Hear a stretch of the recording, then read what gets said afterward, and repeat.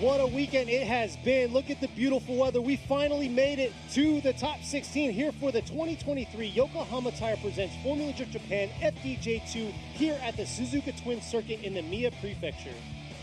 さあやってまいりました。ここ鈴鹿ツインサーキット、素晴らしい天気に見舞われていますが、2023年横浜タイヤプレゼンツフォーミュラードリフトジャパン FDJ2 ラウンド1やってまいりました。これから追走トップ16のトーナメントをお届けしてまいりたいと思いますが、コース上には各マシンとドライバーが並列しています。As you can see, we are about to kick off the top 16 here, and the tournament is about to begin. As you can see on the track, there are the drivers and the cars. さあ、オープニングセレモニーを始めたいと思います。国歌斉唱です。ご起立、ご脱帽お願いします。The Japanese national anthem, please stand and hats off.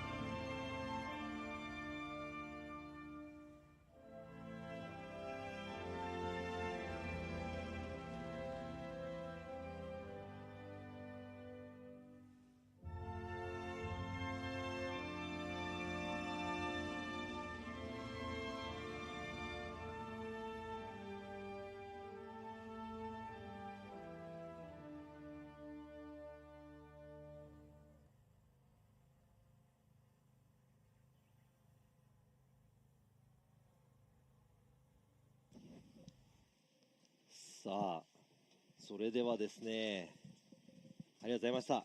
それではですね、トップ16の対戦およびドライバーを紹介していきたいと思いますが、Let me go ahead and introduce you the top 16 drivers here lined up from all the way to from the left.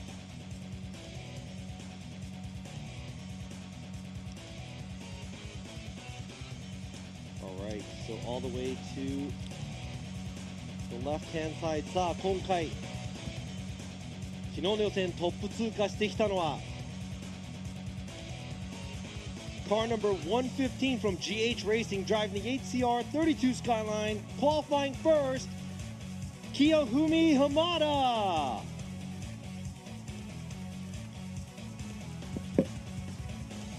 Going against him, just skimmed by with a three-way tie, breezing by in ranking 16th with the Team Kyushu, Urus, and Cusco.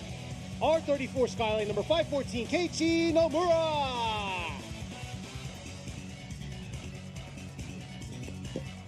Now currently driving in the FDJ2 series coming from Formula Drift Japan, the veteran here driving the Laudada company with freestyle, S15 Sylvia, car number 888, Jamakin.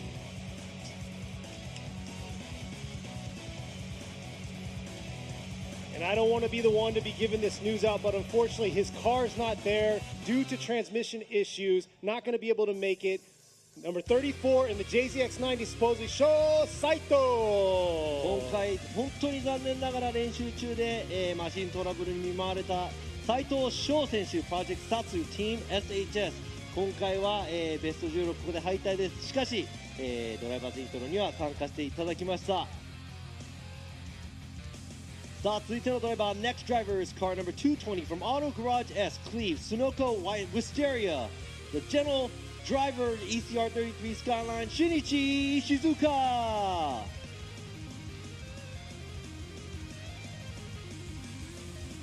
This battle's going to be interesting. Same paint scheme going on, but the big body Aristo going against him is going to be samurai style racing. Number 131, Ryuma.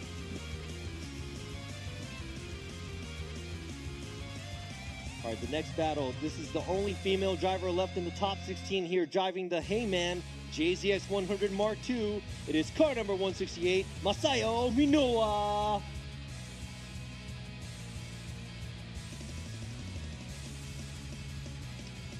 We'll see how this next driver is going to do. Was able to find the grip on the track in the AMC Racing S14, number 2, Dr. Rubber.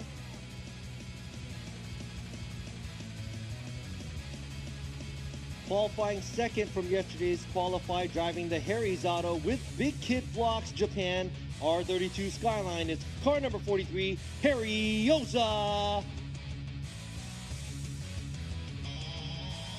Going against him, gonna make it hard for him in the D-like with Tetsujin S15. Number 10, Kenichi Kai.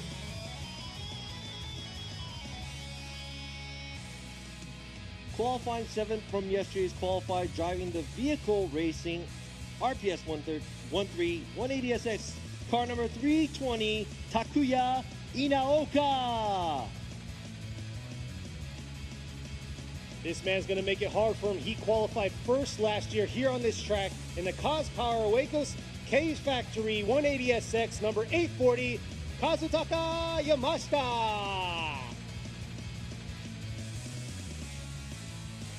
Second to last battle of the top 16, qualifying third, blew up his motor, came back with a new one last night doing the swap. It's Mikey racing with Nambe, the fan favorite JZX 90, car number 13, Mikey Nakamura.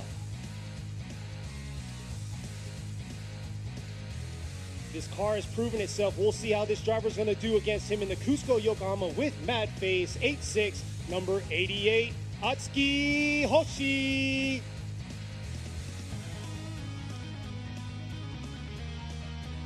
The last but not least battle of the top 16, driving the Progress Project Mu Motis S14 Sylvia, car number 78, Kazuma Ikemoto. And last but not least, wrapping us up, been here since day one for FDJ2 in this classic looking C33 Laurel worker, number 219, Hidehiko Sugita. さあ以上の16名のドライバーがこのトップ16、昨日の予選ですね、戦い抜いてやってまいりました。今日の、FDJ2 2023年の初ラウンド優勝するドライバーは誰になるのか。 These are the top 16 drivers that made it through the top 16, qualified yesterday, and who's going to come on top of all these drivers at the first round of FDJ2.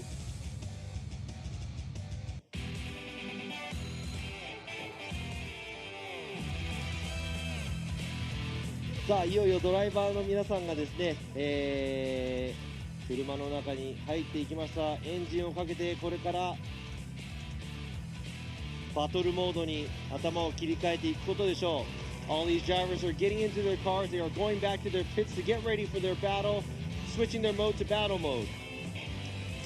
Yeah, and like we were talking about during qualifying, last year here we had a top, for our top three was all R32, so we're going to see how it's going to be because the different blend of cars out here, it's going to be interesting. いや去年の FDJ2 はですね R32 のスカイラインが1、2、3位独占して、その中のドライバーも現在 FDJ の方に、登っていた長澤選手がいますが、今回表彰台に乗った経験がある、ハリーヨザ選手、そして、浜田選手もね、ベスト16位もちろん残っているので、今回は、どんな戦いになるのか、そしてどのドライバーが優勝するのか見ものです。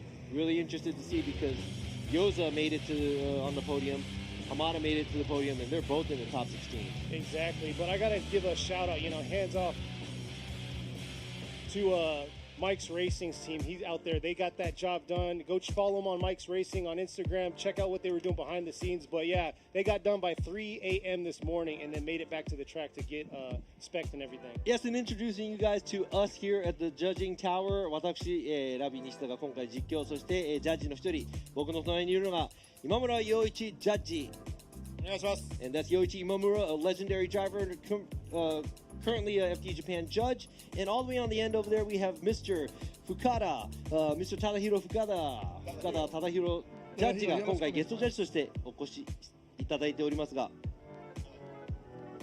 そして、僕の隣にですね、FD ジャパンの、US のストリーミングの、実況を担当しています。Kenny Harris です。There you go. Kenny Harris right here, joining us here with we usually have two different streaming with the Japanese and the English. I'll be doing both, translating, speaking English and Japanese because we're usually on the English live stream. Exactly.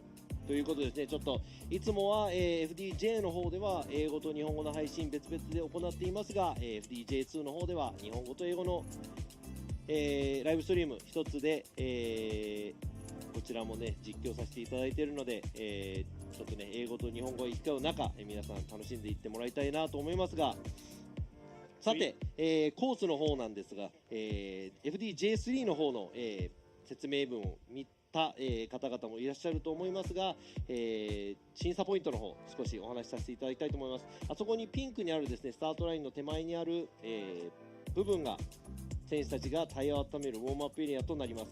そしてスタートラインにつき水槽、前後入れ替えて1本ずつ走行があります。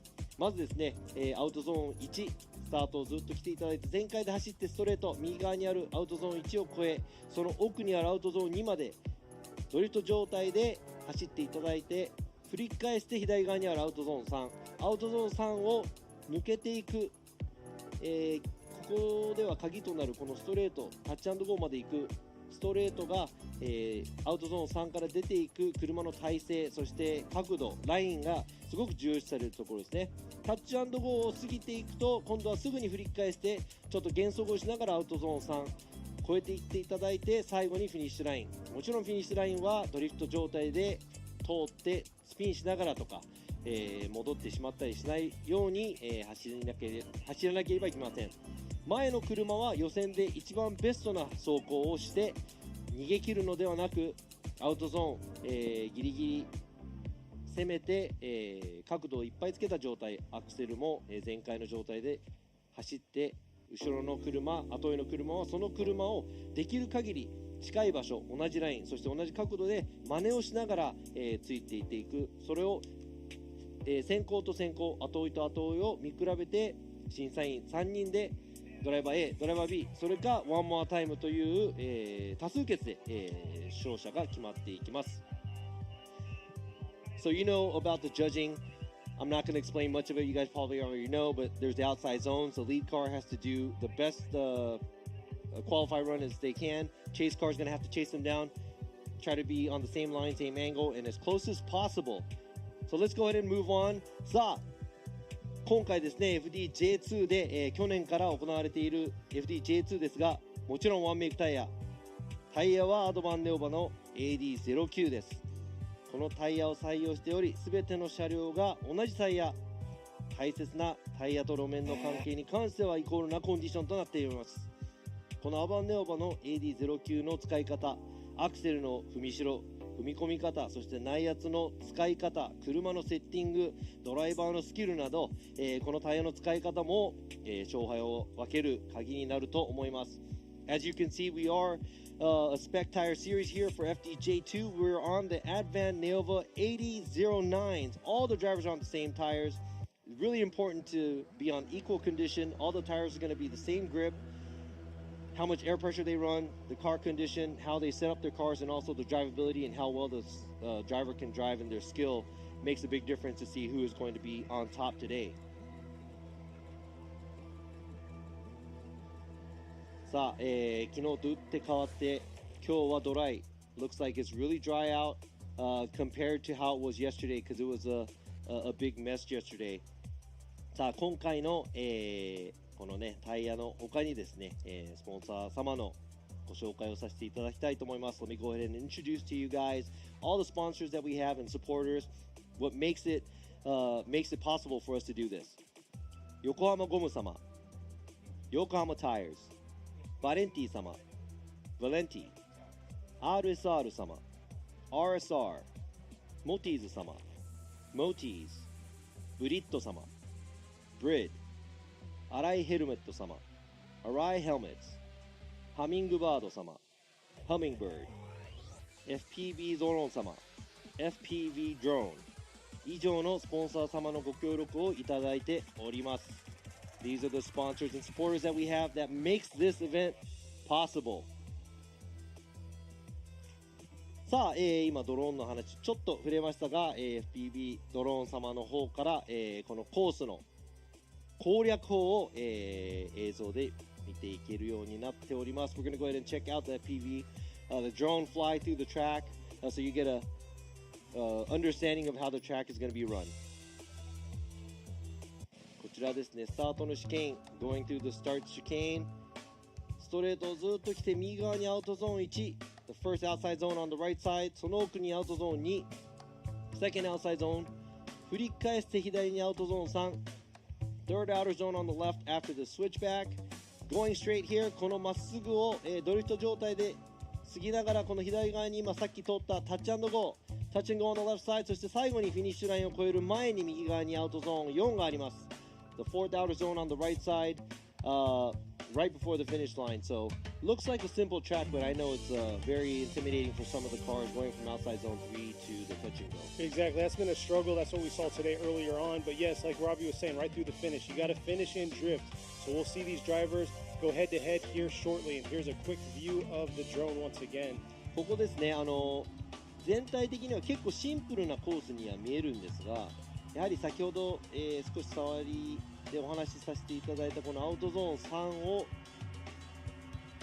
出ていく角度とラインが本当にこのタッチ&ゴーまでつながるかつながらないかっていうのは重要視されます。そして昨日は雨だったので結構滑りやすいので、届くよっていう車もいると思いますが、やはりドライになって、路面も多分降ってきている状態なので、タッチ&ゴーまで車がドリフト状態で持つか持たないかちょっと難しいところですね。It was wet yesterday, so it must have been easier for the cars to make it to the touch and go. But this time today it's dry. So obviously the tires are going to be a lot grippier. It's going to, we're going to see some of the cars struggle going from outside zone 3 to the touch and go. Exactly. And yesterday, outer zones 1 and 2 were the biggest struggle. But like you said, it's going to be this second part of the track, possibly going to be giving them issues, especially in the tandem battle. Try to keep that close proximity.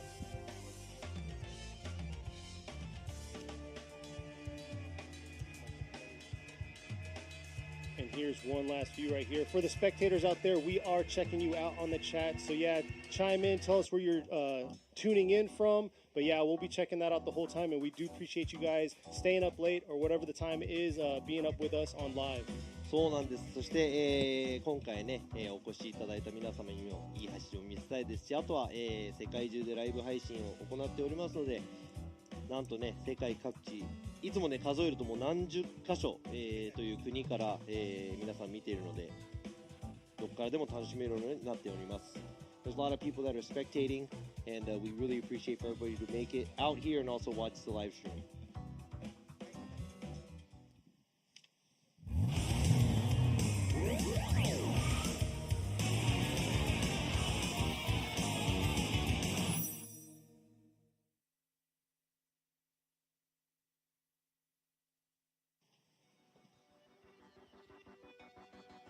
さあいよいよ、オープニングセレモニーも説明も終わったところで2023年横浜タイヤプレゼンツフォーミュラドリフトジャパン FDJ2 ラウンド1のトップ16トーナメントをお届けしてまいりたいと思います。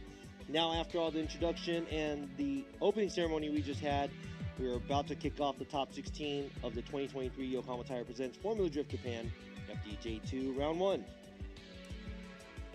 Man, it's just beautiful out here. It is, and it's been a long 140 days because that's the last events we ended at Fuji with FDJ2, and here we are opening the 2023 season up with FDJ2 again.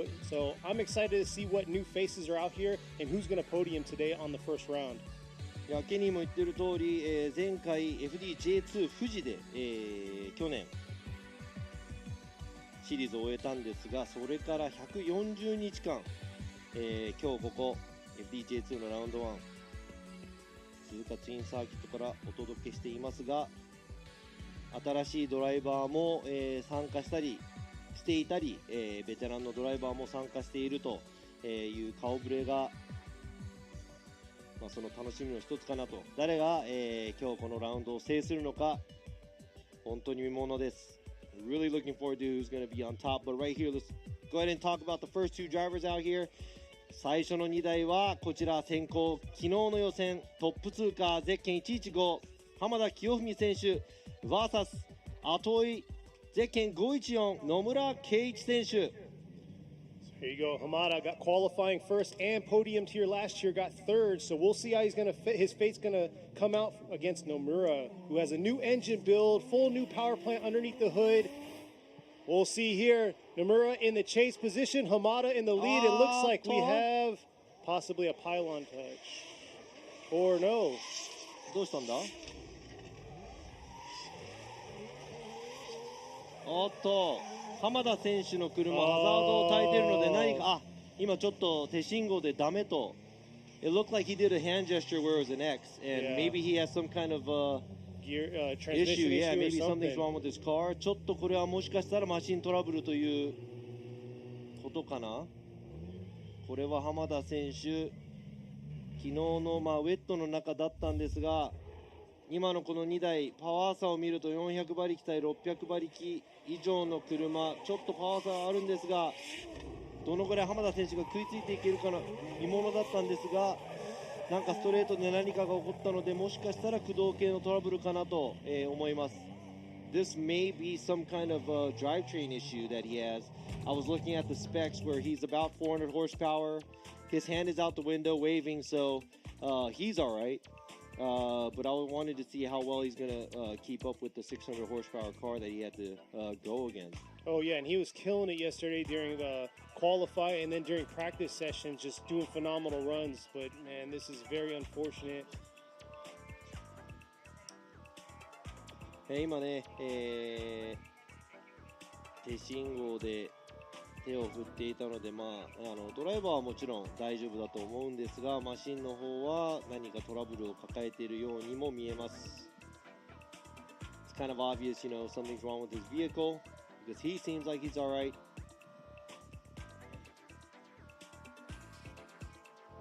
いやー、これは、16の1戦目からちょっと残念な感じです。今のがね、何か、パイロンタッチだったりリスタートだったらもう一回走ることになると思うんですが、そうではなく何かが起こったようですね。If that was a restart or, you know, like you said, a pylon touch or something, then yes, there would have been a restart, but obviously there's something wrong with his vehicle. Yeah, he kicked on the hazards right after outer zone 1, showing the chase driver, hey, cautious, I'm broke.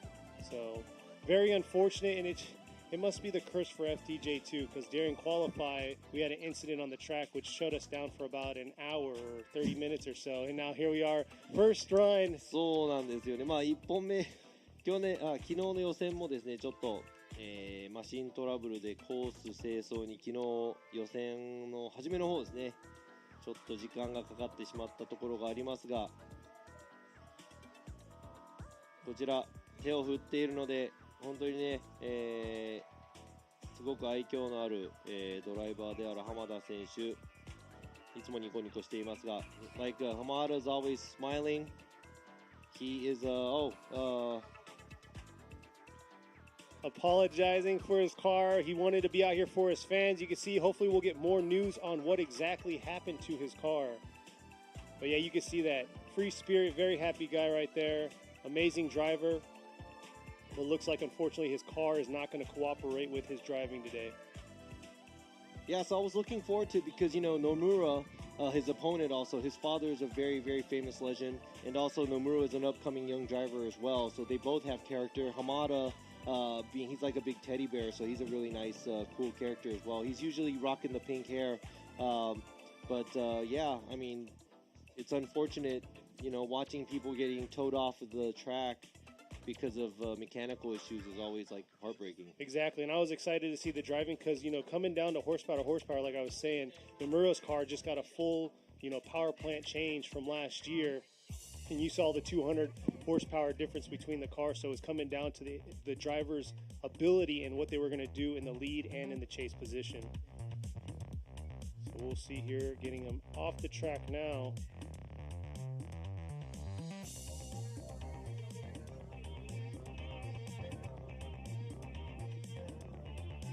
Robbie's getting more detail on with the tech guys, finding out if he's doing his 5-minute competition or calling it. And you could see Nomura sitting there at the line ready to go.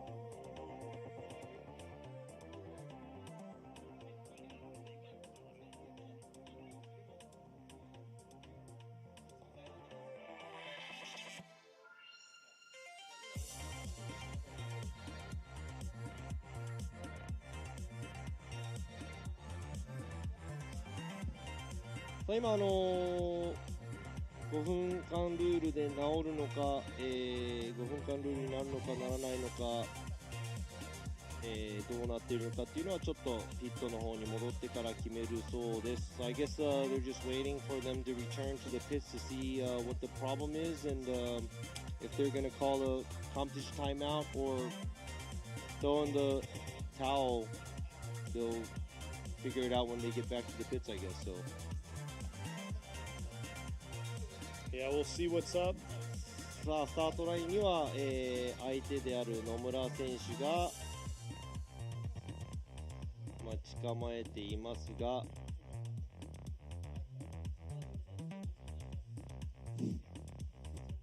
But yeah, for those of you out there, you guys already know, we'll be back here next week for the Pro Series here, round 1 for them here at Suzuka Twin Circuit. So definitely tune in for that. See the new drivers that came up from FDJ2 and that are going to compete in the Pro Series.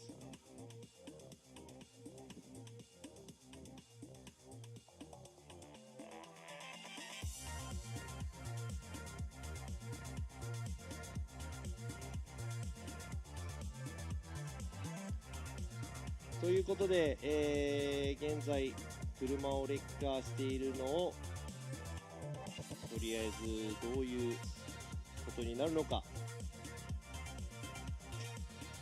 待っています。We're just waiting on them to return and figure out what they're going to do. But for the meantime, I'm checking out the chat. I see some Brazilian flags on there, so huge Brazilian crowd right now on the chat. Where's everybody viewing in from? Let me know. We got a little bit of time here. But yeah, for the spectators out here, we're also on the live feed. So we got both Japanese and live feed going on one channel, unlike we do in the Pro Series where we both have a split channel and the PA system is actually part of the Japanese channel. ということでね、いつもは、ライブストリームを英語と日本語のチャンネル2つでやっていますが、FDJ2 の場合は、両方1つのチャンネルでやっているので、この実況の方 PA の方もですね、こちら実況席の声が、両方流れている感じなんですが、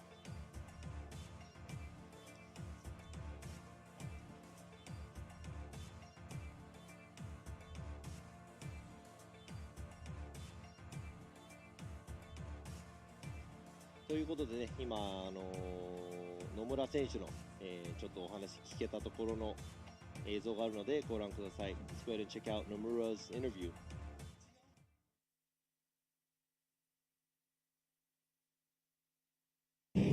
皆さんこんにちは。レイニーボーイこと野村圭一です。今の年齢は26歳、ドリフト歴はもうね早い40年50年ぐらいになります。8年ですね。はい、今回の目標は、壊さず帰ることです。そして、サクッとねこうなんかちっこいトロフィーをいただいて帰りたいと思います。頑張ります。ということでね、there you go. That's Keiichi Nomura. He said, I'm the rainy boy, so maybe he does bring the rain, but he said he's 26 years old and he said he's been drifting for about 40 to 50 years. No, I'm just kidding. He said about 8 years, and he said, you know, he just wants to not break his car and be able to take home the tiny trophy. So that must be a compliment from the, that's something that FD Japan should think about.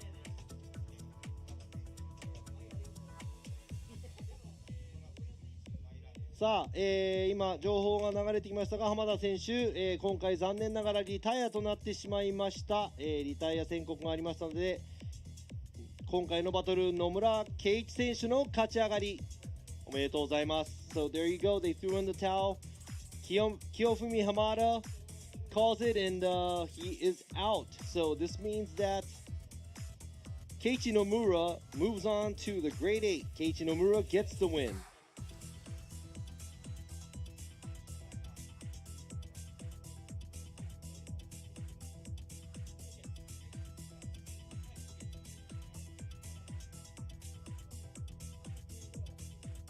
Keiichi Nomura is going to get the win, and we're moving on to our next battle, which it looks like it will be a by-run battle because Sho Saito unfortunately had transmission issues during practice and won't be able to make it to the line. But I believe they're going to make him make his one by-run real quick, さあ、野村選手の、浜田選手がねリタイアということで、野村選手も車両が大丈夫という、アピールとしてこのバイランをしなきゃいけないので、このバイラン失敗しても成功しても車が動くことをアピールできれば、このまま野村選手の勝ち上がり。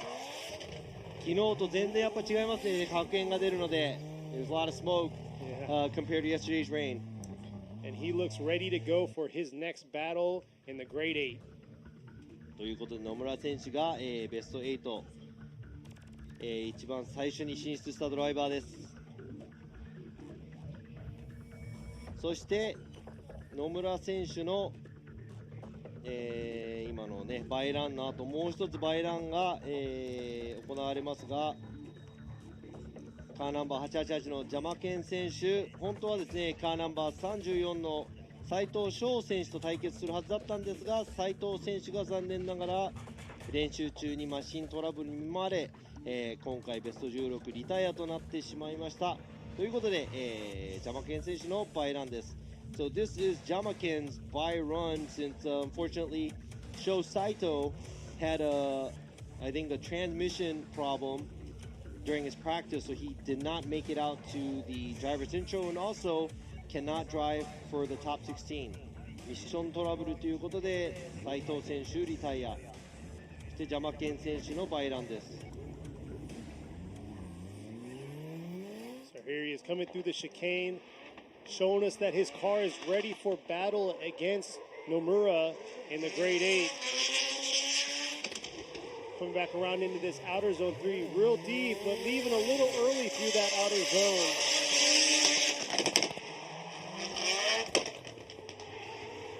Oh! Just going off-roading right there at the end. バイランなんで3奪でしたが大丈夫です。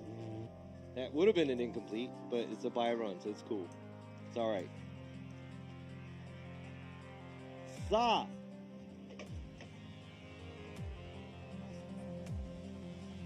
早くバトルが見たい、トラブルなどですね、に見舞われてきましたが、今度は、2台揃って走ってくれることでしょう。Hopefully we get to see a battle finally. That's two battles that we missed already. But here we go. There's going to be two cars lined up here. さあ先行がカーナンバー220石塚真一選手、そして後追いが若きドライバーカーナンバー131龍馬選手。 Let's see how this is going to go. Ishizuka is going to be the lead position going against Ryuma. Ryuma new to the FDJ2 family here, so we'll see how he's going to compete against Ishizuka that's been here since day one. 石塚選手もね FDJ2 ちょっと長く、走っていますが、龍馬選手 MSC からの勝ち上がり、馬力もほぼ一緒、重量はちょっとアリストの方が重いかなというところ。 The Risto might be a little bit heavier, but here we go. Oh! Came in too hot right there through outer zone 1. And we'll have to see the other angle on that, but there you go. あーっとドアがへこんでるからぶつかってますね。 There was contact. I saw the door dented in the R33 driven by Ishizuka. ちょっと振り出しで戻ってしまったことによってちょっとコントロールを失って石塚選手のドアにぶつかってしまったのかな。 Looks like he could not go, he couldn't initiate all the way. The car straightened and he lost control, ended up in Ishizuka's door. Yeah, very unfortunate. Here's the replay here. ベテラン対ハングリーなこの、そうだ戻ってしまった。今のリプレイを見るとやはり後ろが戻って前の車に接触。It was kind of obvious he was actually going for it, very very close in proximity at the initiation, but he did a major correction and ended up in his door. Yeah, very unfortunate. Right after you said it's a heavy car. Yeah, I did. 今ねアリス Here you go, look at ト this. 重い車体ということで That was a nice mimic right there for that initiation, but like you said, unfortunately locked up. 龍馬選手のアウトゾーン1への押し出し。でも相撲ではないので That's like sumo. Ryuma just pushed Ishizuka out. So if that was sumo, he would have won. but this isn't sumo. We don't want to see contact. We want close drifting. Exactly. でぶつかるのはちょっと見たくないですね。やっぱり接近戦は見たいんですが、当てるのはやっぱり良くないですね。今ですね、スターターのクロちゃんが多分テープをバンパーテーピングするのかな。Looks like Kuroda at the start line is going to tape up the Aristo, driven by Ryuma. And that might have been just body work here for both of the cars. まあ今の見た目だと足回りとかへのダメージはなさそうで、外装だけのダメージだと思いますが、probably just cosmetic damage by both of the cars. Yeah. Here we go. So it looks like they're both lined up, ready to go now. さあ入れ替えてのスタート、今度は龍馬選手が先行、そして後追いが石塚選手。Ryuma is going to be in the lead this time, where Ishizuka is going to be in the chase. You can hear Ryuma's car. Here they are approaching outer zone 1, coming real aggressive through that zone. There it is, swinging around to outer zone 2 there.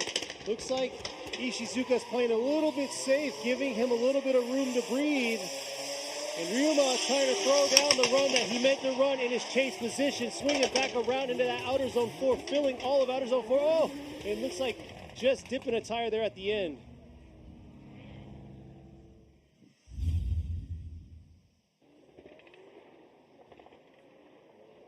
さあこちら、振り出しからですね、なかなかのラインを通っていく龍馬選手、ちょっと振り返しもうちょっとシャープにしていただきたい。石塚選手ちょっとラインが小さいですが、まあ様子を見るぐらいの距離で後ろを走っています。でもしかし1本目の、ミスをひっくり返すのはちょっと難しいかもしれません。この上空から見たら、すごく分かりやすいこのラインの通り方。Very easy to see from the bird's eye view here of the drone. The lead car doing a better job on line. ラインで言うと先行の車両がちょっといいかなというところ。しかし先ほども言いましたが、やはり、龍馬選手の押し出しはちょっとひっくり返せないかなと思います。Robbie going right, Himimura going right. So there you go. Shinichi Ishizuka gets the win, and we'll be moving on to the Grade 8. 今回は、ベテランの石塚真一選手が勝ち上がり、Ishizuka gets the win. おめでとうございます。Moving on to the Grade 8. 今回はベテランのドライバーが、若いドライバーを制しましたが、龍馬選手もこの先頑張っていただきたいと思います。続いての対戦、4つ目のトップ16の対戦、唯一の女性ドライバー、先行はゼッケン168、箕輪正代選手 VS ゼッケン2番ラバー博士。こちら馬力差は少しありますが、重量差もあるのでイコールになるのか。 There may be a horsepower difference, but there's a weight difference as well.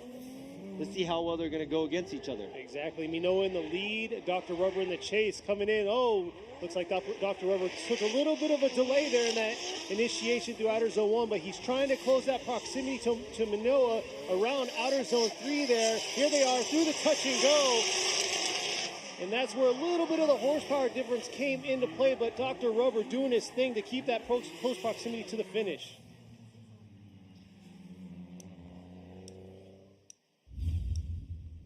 さあ先行の、箕輪選手、なかなかのラインを乗せてきました。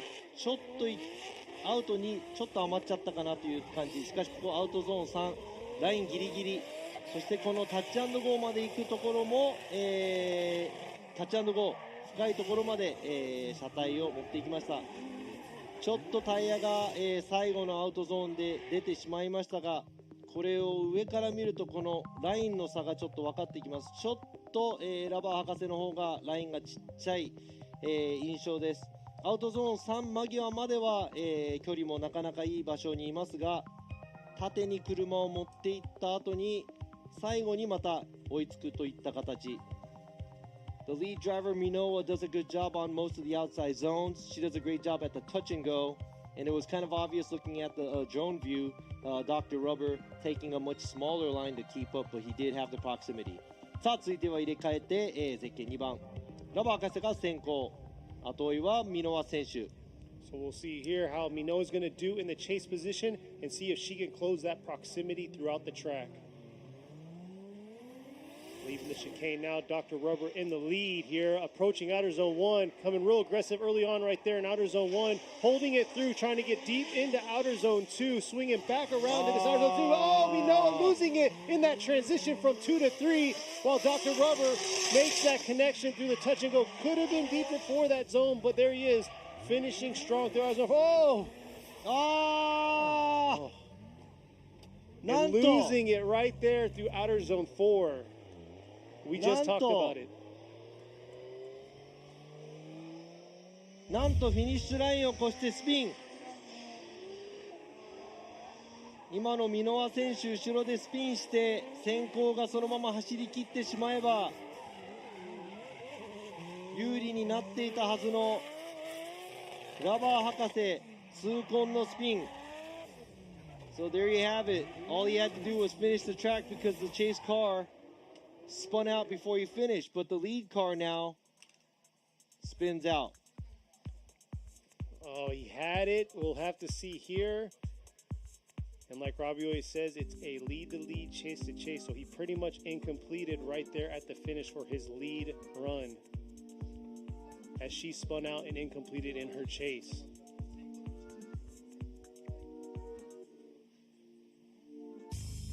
それでは1本目の、先行と後追いの、ですね審査で先行の1本目のね走行の審査だけになります。 See what Robbie's gonna do here. We're going with Minoa. Oh, there you go right there. Masayo Minoa is gonna get the win. おめでとうございます。ゼッケン168箕輪正代選手が勝ち上がり、箕輪 gets the win。 おめでとうございます。今回残念ながら大きなミスを最後の最後でしてしまったラバー博士、ここでベスト16敗退となってしまいました。 Unfortunate for Dr. Rubber here, makes a huge mistake at the end, and pretty much we had to go and default judge off of the first run. さあ続いての、ベスト16の戦いは先行予選2位だったゼッケン43番與座ハリー選手対するは予選15位通過ゼッケン10番甲斐健一選手。 Yoza's going to be in the lead while Kai is in the chase here. Yoza podium last year here. Let's see if he can keep it going. Coming back around through outer zone 2. Nice job filling that zone. Swinging back around. Doing a solid lead run here. Whoa. Oh, losing Kai right there through outer zone 3. Yoza ripping into outer zone 4 here with some heat through that finish. 與座選手の先行ウェットでもドライでも結構かっこいい足でしたね。アウトいっぱいのところまで、持っていきました。タッチ&ゴーちょっと、ラインが余ってしまったのですが、その後ろで大きなミスを甲斐選手が2度ほどしてしまいましたが、こちらアウトゾーンに、ラインいっぱいいっぱい、そしてアウトゾーン3もこのオンザラインで、走っていきますが、後追いはミスの連続となってしまいました。こちらもハーフスピン状態でフィニッシュを越していきます。 There you go, looking at it from the top here. As you can see, Yoza takes a very deep line at outside zone 1 and 2 and 3. Kai makes a huge mistake at outside zone 3. Yoza misses the touch and go slightly, but runs a deep line throughout the track. Kai going through the finish line almost half spins. Not a clean chase, but a very nice lead. Yeah, Yoza definitely had a lot of commitment throughout his run right there. Yes, could have been a little deeper in the touch and go, but I must say overall, phenomenal job. But we'll see how he's going to do here in the chase. さあ前回の FDJ ここで行われた時は與座選手表彰台、に乗っていたのでこのコースは好きなんでしょう。Pretty sure Yoza loves this track because he did podium last year here when they had the FDJ too. So let's see how aggressive he's going to be here against Kai. Coming around outer zone 1 to outer zone 2. Yoza trying to dial it in here through that transition into outer zone 3 here. Setting himself up, trying to line himself up into this touch and go. And Kai doing his thing in the lead position. And Yoza just saving it right there at the end while Kai spins out to finish.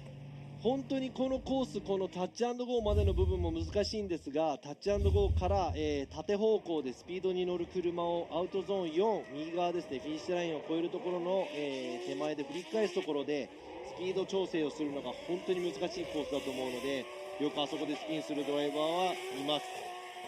Since you're coming in hot, almost straightening the car, going to the touch and go, the switch back here and decelling through outside zone 4 is really, really hard here. That's why you see a lot of these drivers losing at the finish line. Yeah, overshooting it through the finish, but we'll see right here on the bird's eye view.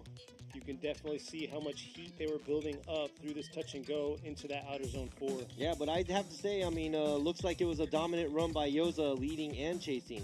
今回はちょっと、先行でも後追いでも Let's get the official right here. He こち should ら have gone with Yoza. And there you are. Harry Yoza is going to get all 3 judges' votes, and he will be moving on to the grade 8. 今回の戦い、ヨザハリー選手勝ち上がりおめでとうございます。Yoza gets the win. カイ選手残念ながらベスト16で敗退となってしまいました。次戦頑張ってほしいです。続いての戦い、先行はゼッケン320稲岡拓也選手。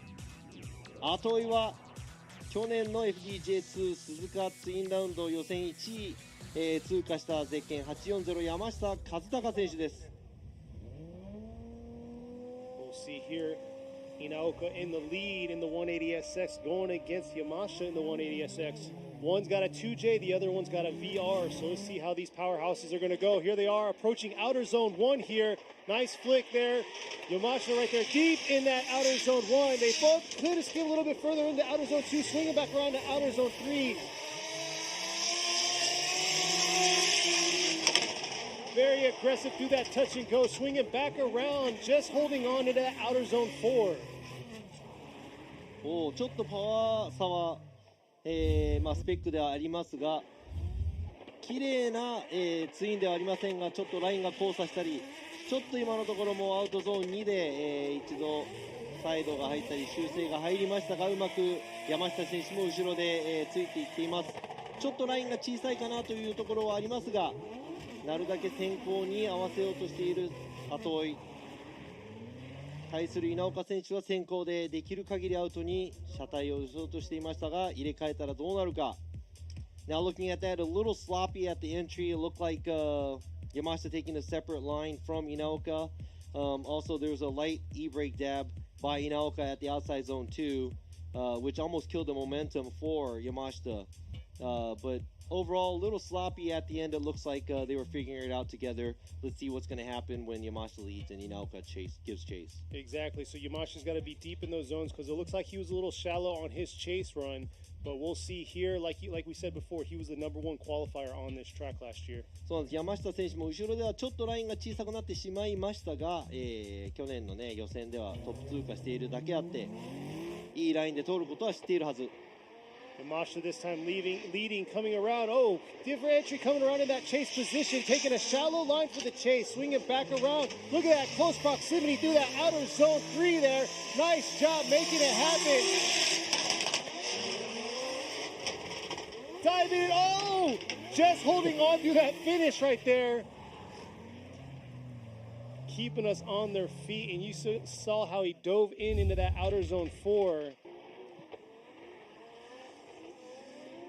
いやー今ね、ちょっと進入でもふらついた稲岡選手、その後の追い上げ、このアウトゾーン2、3、いいところにいますが、このアウトゾーン3、この内側の場所にいると、今度はタッチ&ゴー過ぎたところ苦しくなってしまうのが、この稲岡選手が今ね、大きなミスをしてしまいました。That's a huge mistake that Inaoka did. Being in a good position in outside zone 2 and 3 is good. His initiation wasn't as pretty. And right here, leading up to the outside zone 3, he does a good job where he is at, but staying in there and staying on a shallower line here is going to. He's digging his own grave right here because after that, makes a huge mistake. こちらは今、アウトゾーン3の出方はすごく大切な場所。And it looks at me right there. Kazutaka Yamashita is going to get the win and move on to the grade 8. 今回勝ち上がりはゼッケン840山下和孝選手おめでとうございます。山下 gets the win 稲岡選手大健闘ですが、今回ベスト16敗退となってしまいました。Yeah, I loved how he dialed it in right there, but unfortunately, like you said, he dug his own grave through that touch and go and was unable to get back out.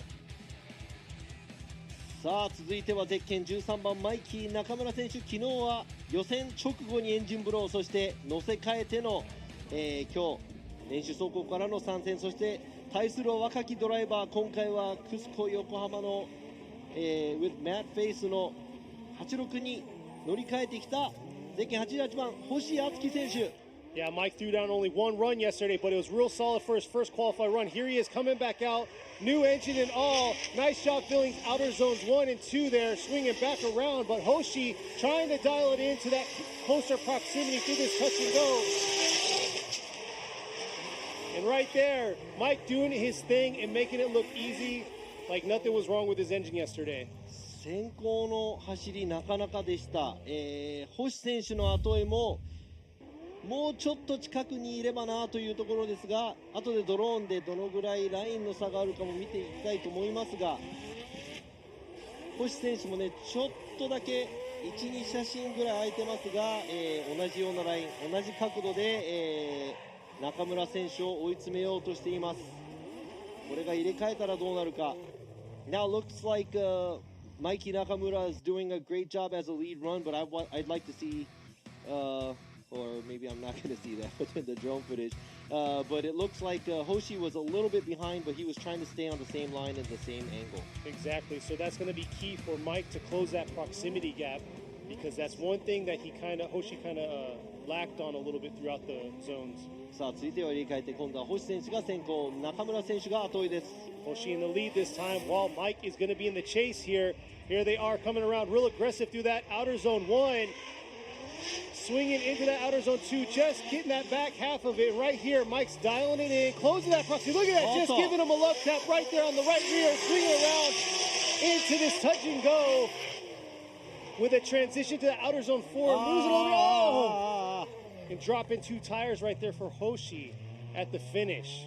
いやーちょっと、進入で中村選手手前で引きすぎてインに落ちていくところがあったんですが、その前を走る星選手アウトゾーン3に行ったところで中村選手追い上げていきましたが、角度を立ててしまった星選手と少し接触、その後ですね星選手フィニッシュライン越すところでちょっと、2脱タイヤに2本コースアウトしてしまいました。 Let's go. Robbie's going left, Imamura's going left, and Fukada's going to go left. So Mike Nakamura is going to get the win and move on to the Grade 8. 今回の戦い、ゼッケン13番マイキー中村 Gets the win、 勝ち上がりおめでとうございます。残念ながら若きドライバー星選手はここで敗退となってしまいました。今回ニューマシンだったので次戦期待したいと思います。 So that was an obvious outcome there, where there was a number of mistakes where Hoshi made when he was leading. But let's go and move on to the last battle of the top 16. ベスト16最後のバトルを、これから行いましょう。先行はゼッケン78番、池本和真選手、対するはゼッケン219杉田秀彦選手。 Ikemoto in the S14 going against Sugita and the C33 Laurel. Let's see how they're going to do here. The last battle of the top 16. ちょっと馬力差はありますが、Ikemoto taking a little light through that outer zone 1, getting right back on it through the outer zone 2. Could have been a little deeper through that zone. And there you go. Sugita trying to play it a little safe with the proximity, but losing a little bit through that touch and go. Oh! 今のは良くない。 Man, that last part, outer zone 4, has been real sloppy for a lot of these lead drivers. ちょっと今タッチ&ゴーから、角度はかっこいいんですが、ペースを乱すような走りという感覚になってしまいますが、先行の池本選手最後の方で、角度をつけすぎたハーフスピン状態になってしまいました。そこまでは結構、池本選手もいい走りだったんですが、タッチ&ゴー過ぎたところ、こちらでもうほぼ、90度繰り返したんですが、ちょっと大きなミスをしてしまいました。こちら、今映像では深田選手、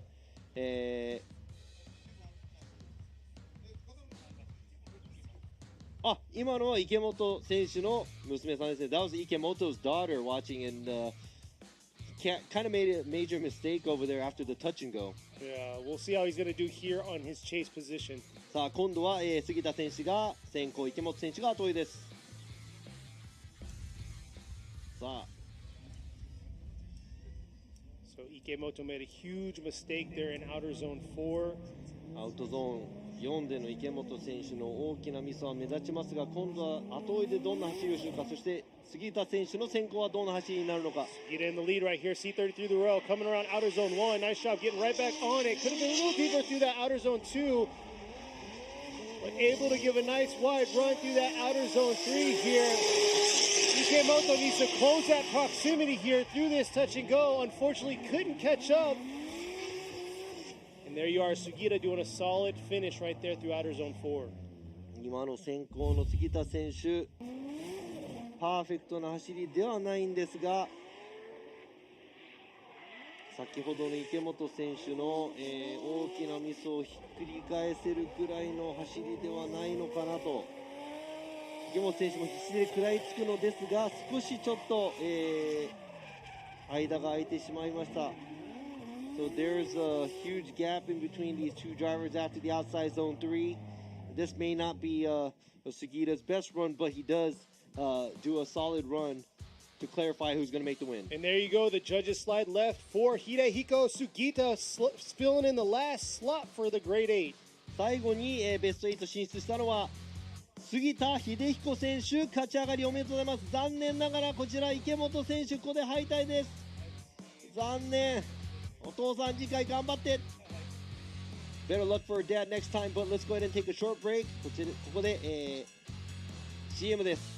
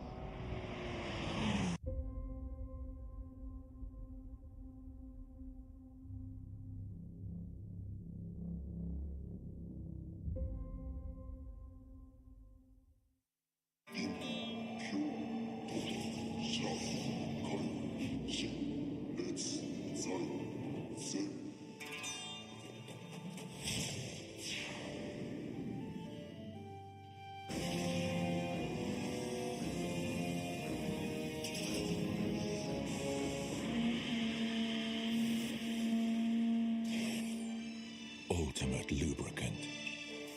Mortis. What's up, guys? It's Frederick Gaspo, and I use RSR suspension on all my drift cars. I love RSR.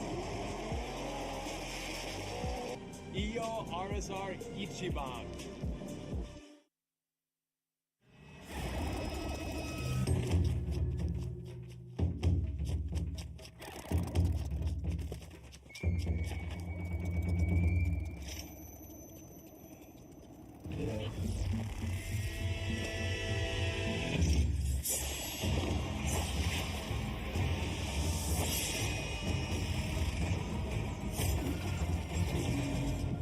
Made in Japan. Breed. Welcome back, and if you're just joining us for the 2023 FDJ2 Round 1 here at Suzuka Twin Circuit for the Yokohama Presents this beautiful and amazing FDJ2 series.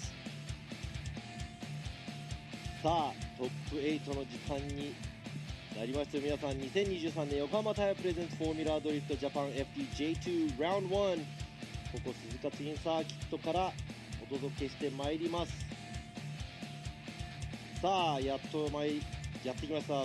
トップ8なんですが、ベスト16でいろいろあって勝ち上がってきたドライバーが、この2人のドライバーまだですね、対戦相手と追走していないと、バイランで勝ち上がってきたこの2人ということで、お互い初バトルとなります。 This is going to be the first battle for both these drivers because they both had by runs. Exactly. 先行はカーナンバー8ジャッジジャマケン選手、後追いはゼッケン514野村圭一選手になります。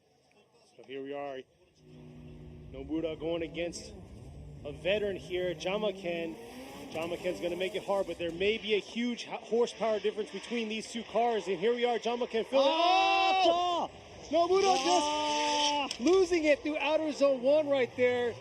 Well, let's see Jamaken finish real strong here, swinging back around through this outer zone 4.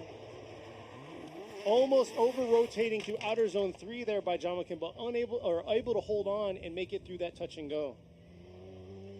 ちょっとなんか、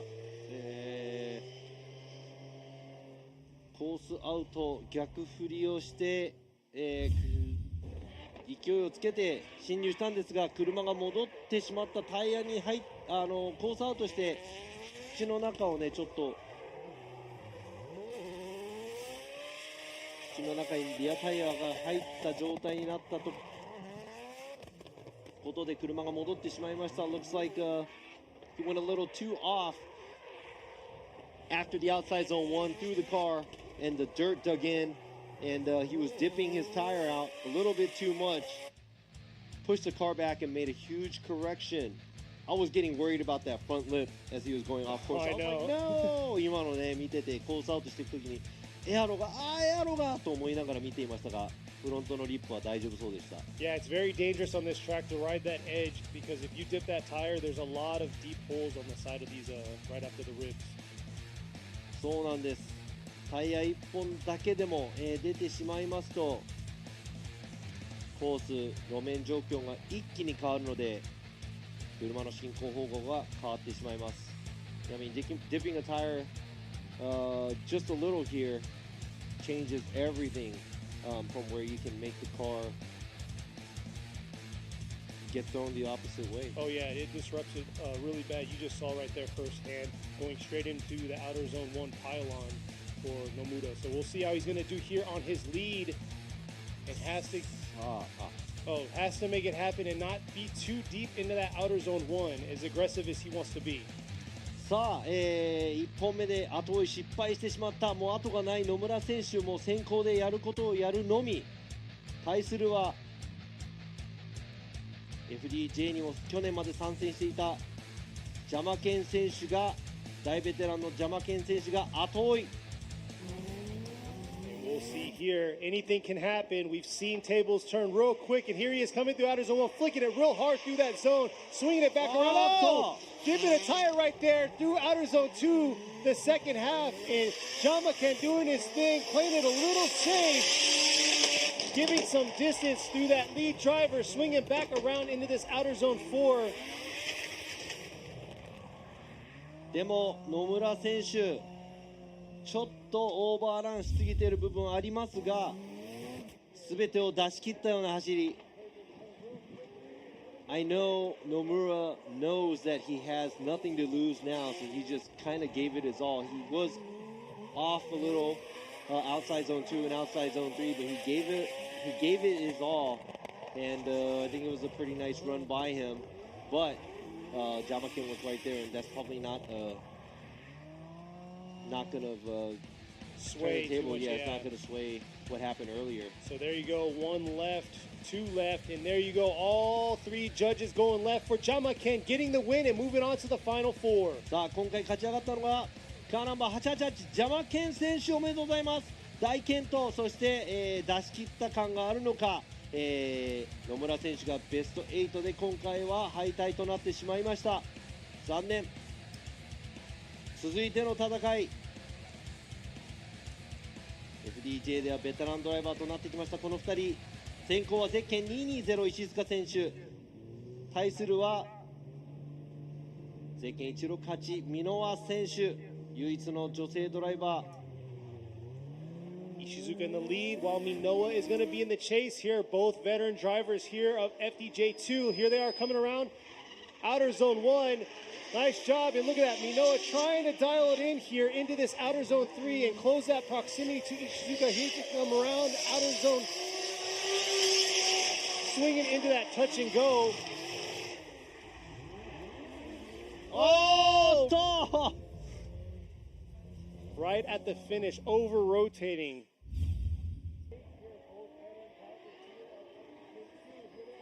We'll see this replay here.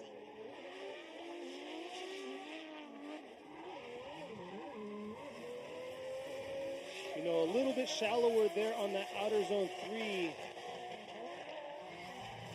Right here, Suzuka, right through the finish, half spinning. Here's a better view. いやー、今のは、後追いでの箕輪選手のラインがすごいちっちゃいなと思いながら見ていましたが、最後の最後でこの石塚選手がハーフスピンをしながらフィニッシュラインを越えていってしまいました。そしてハーフスピン、スピン戻りですね、フィニッシュラインを越えながらしていくのはドライバーズミーティングでもお話ししている通りやってはいけない行動です。さあ入れ替えて、先行はゼッケン168箕輪選手、そして後追いは今度はゼッケン220石塚選手。So Minoa's in the lead this time, coming around. Ishizuka's got to do a solid chase right here. Got to make it up right here. Minoa's trying to throw down a solid run. Seeing the half spin through the finish. Nice job through outer zone 3 there. Coming back around to this outer zone 4.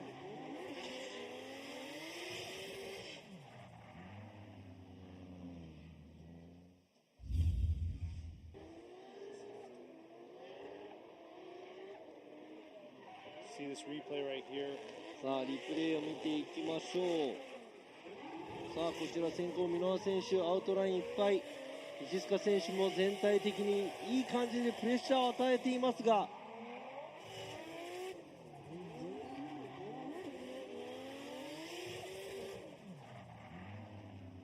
ということで先行でも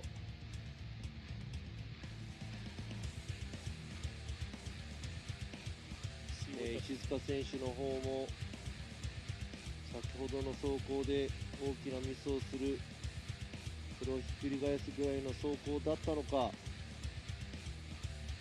Is that going to be good enough for Ishizuka to move on or Minoa to move on? She'll go with Minoa. So there you are. Masayo Minoa is going to get all the judges' votes. She will be moving on to the final 4. 今回勝ち上がりは箕輪正代選手、おめでとうございます。今回残念ながら石塚選手ベスト8で敗退となってしまいました。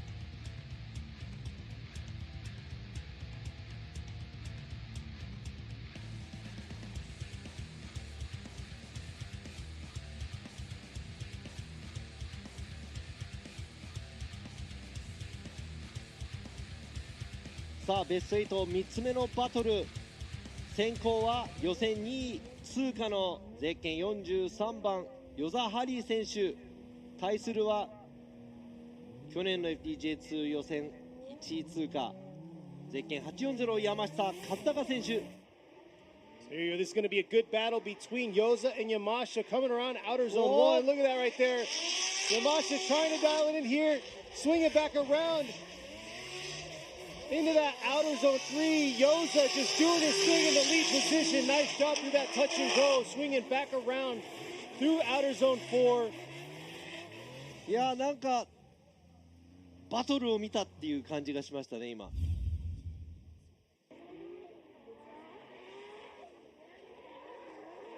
Yeah, that looked like a pretty heated battle. Looks like Yamashita trying to chase down Yoza, getting really close to him at the initiation. And right here as well, getting to the side, switching right back to the back of the car so he doesn't get too inside at the touch and go. Yamashita not doing a clean switch back after the touch and go at the transition right before the last outside zone.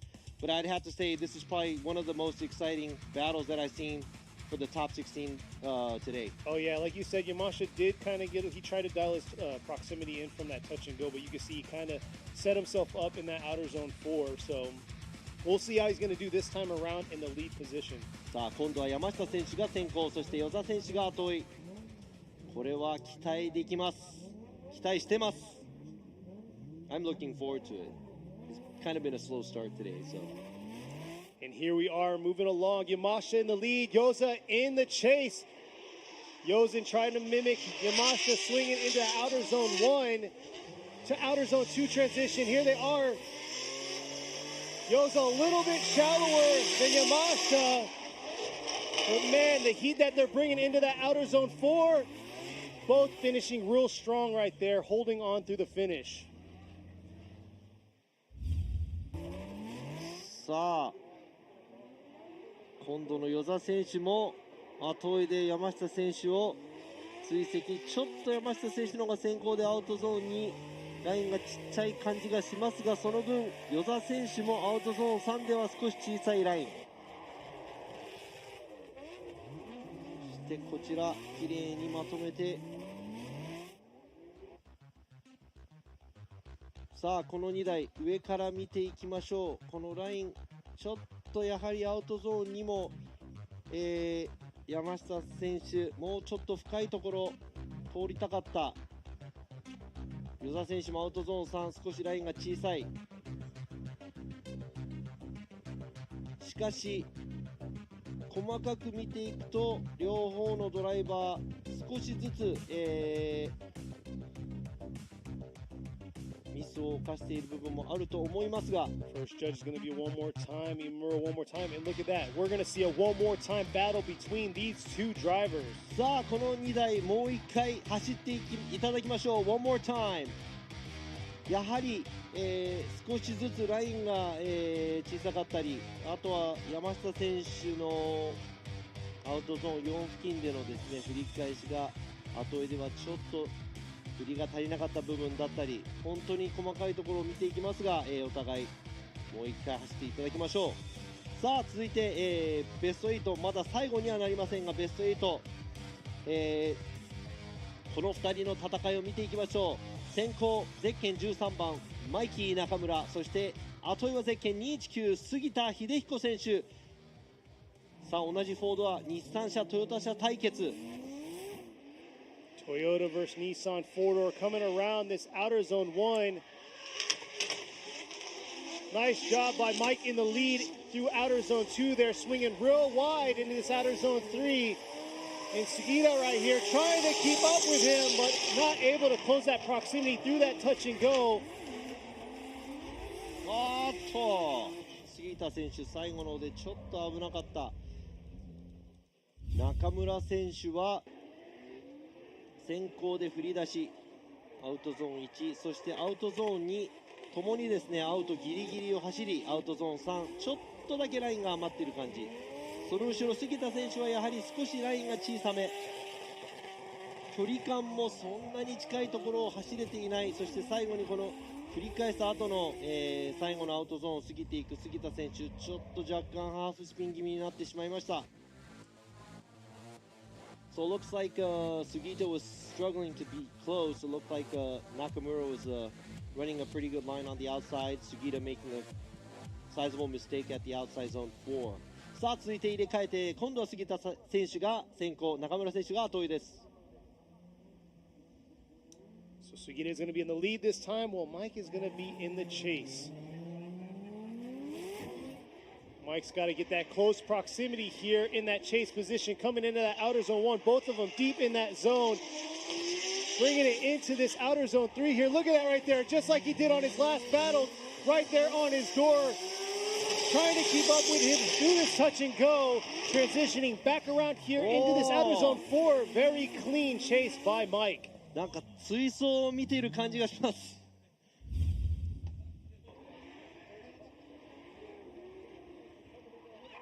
I mean, it looks like a tandem battle. This is what we want to see. We want to see proximity. やはり近いこの接近戦、そして同じようなライン、同じような角度で、中村選手、杉田選手の後ろをついていきます。杉田選手ももちろん前では申し分ないような先行の走り。こちらドローンの映像ですが、いい距離感、お互いちょっとアウトゾーンには小さいラインですが、ここからアウトゾーン3、中村選手はぐぐっと、車体を杉田選手の車体に寄せていきます。It looks like he got closer and a lot closer at the outside zone 3 and just didn't let him go. Exactly. That's his pinch point right there where he focuses in on. So we'll see here what the judges have to say and who's going to move on. Is it going to be Sugita or is it going to be Mike? And here we are. First judge, Robbie's going to go with Mike. And there you are. Mike Nakamura is going to fill that last slot for the final 4. Not the last one yet, because we still have. Well, it's the last on the right side of the bracket, but we still got one more. 勝ち上がりゼッケン13番中村マイキー選手、おめでとうございます。杉田選手も大健闘でしたが、今回はベスト8敗退。さあベスト4はまだ出揃ってません。先ほど与座選手対山下選手ワンモアタイムになったので、その戦いが終わり次第ベスト4が誰対誰になるのかがこちらでも分かります。We still have one more slot to fill. Yoza and Yamashita going for a one more time battle. We'll find out who's going to fill the last spot of the top 4. But as of now, on the left side ladder, we have car number 888, Jamaken versus car number 168, Minoa. 今ベスト4の対戦、準決勝の対戦がもう決まっているのがゼッケン888ジャマケン選手対ゼッケン168のミノア選手、そして今さっき、勝ち上がってきた中村選手が戦う相手、与座選手になるのか山下選手になるのか。 Just winning the battle that we just had, Nakamura moving on. Is he going to be battling Yoza or Yamashita for the semifinals? We'll see here as they get ready to go, warming their tires up. There you see Yoza right there, warming his tires up.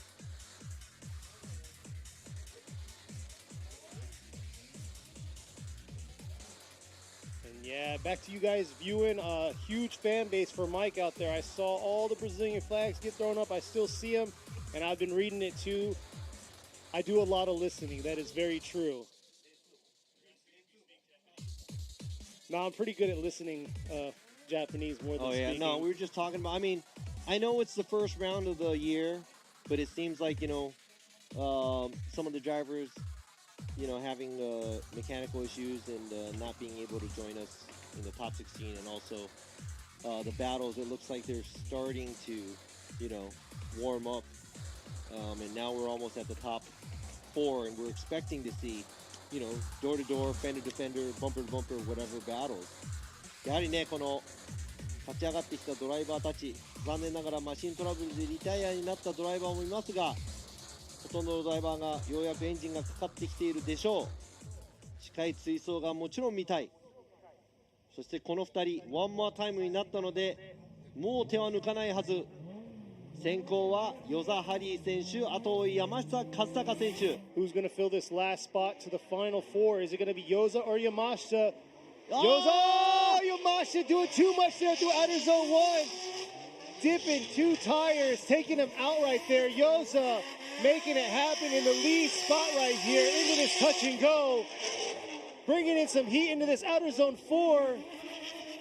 何か山下選手の車体が動かない。振り出しで何か起こったのか、それかミスなのか。Is that a mistake by Yamashita or something happened to his car because it's still on the track? Ooh, real deep right there.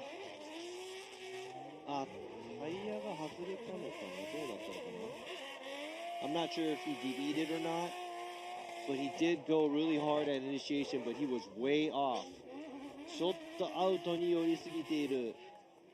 振り出しで車体を寄せすぎちゃった。上から見るとやはり屋根の上。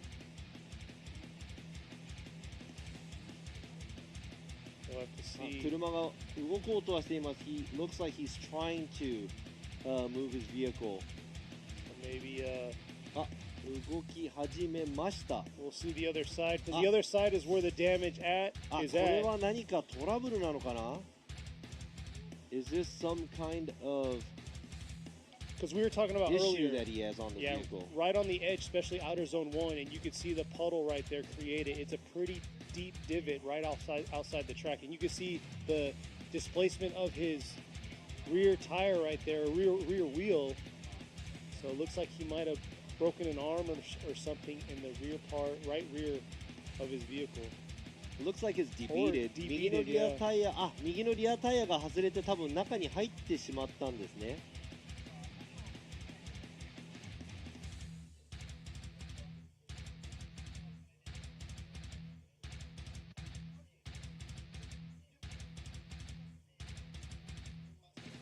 You can see right there, complete DB of the tire on the right rear.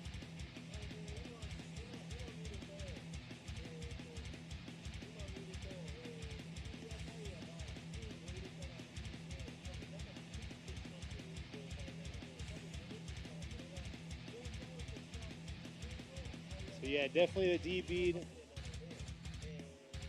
and we'll have to see.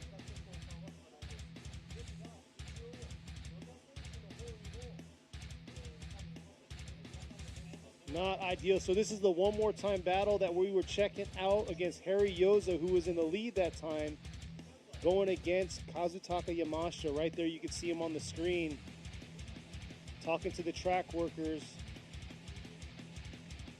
Full tire DB'd. He hit really hard, had impact out on the outside of outer zone 1. Came in too hot, initiated real wide, and yeah, they ended up falling off course, taking out his tire. はい、そうですね、今の説明を、見てる状況でしかお話できないですが、ちょっとコースを、外れてしまったことによって、そうですね、山下選手の右のリアのタイヤがビードが外れてしまった状態で、結構内側に食い込んでしまったので、もしかしたらタイヤがもう、駆動系の部分に絡まってるか何かが起こっているのかわからないですが、この場合普通に走っている状態でタイヤがビードを散ってしまいますと、失格となってしまいますが、このように、コースの障害物、コースアウトしてしまった、部分、そのせいで、タイヤが外れてしまったので、山下選手にも、5分間ルールを使って交換をしていいという、ことになります。しかしですね、山下選手だけリアタイヤが新しくなってしまったらフェアではないので、もし與座選手もリアタイヤを交換したいというのでしたら、與座選手もリアタイヤ交換、できることになります。So just speaking about the rules that we have, obviously something he DB'd it. The tire is not in the area, so most likely he's probably wrapped up in his drivetrain. I'm not sure, maybe his axle, but the car is not moving because of that. So it's not like he DB'd it on the track just because he DB'd it with low air pressure. He gets a chance to change his tire because it DB'd it going off track. So we're going to go ahead and give him his 5 minutes if he does want it to change his tires. But at the same time, we're going to go ahead and give Yoza a chance to change his tires as well. But Yoza would not have to call his competition timeout. I think Yamashita will want that. Of course. I mean, why wouldn't you? I mean, yeah, he lost one run, but I'm pretty sure he's going to want to do his last run.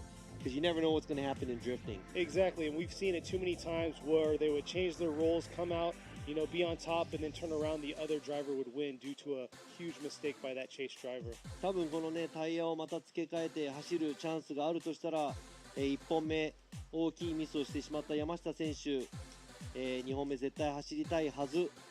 そのためタイヤを変えてくることでしょう。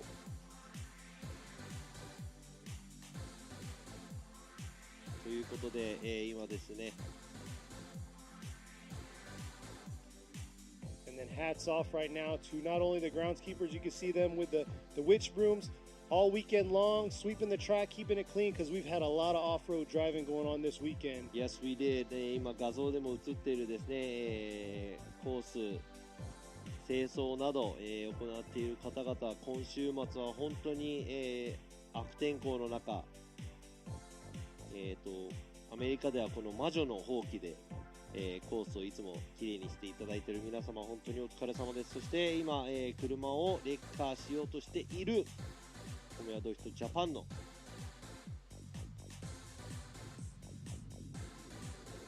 オフィシャルの人たちも小林くんと大ちゃんですね。小林 and 大ちゃん there working the jack and the tire roller there so they can get the vehicle out.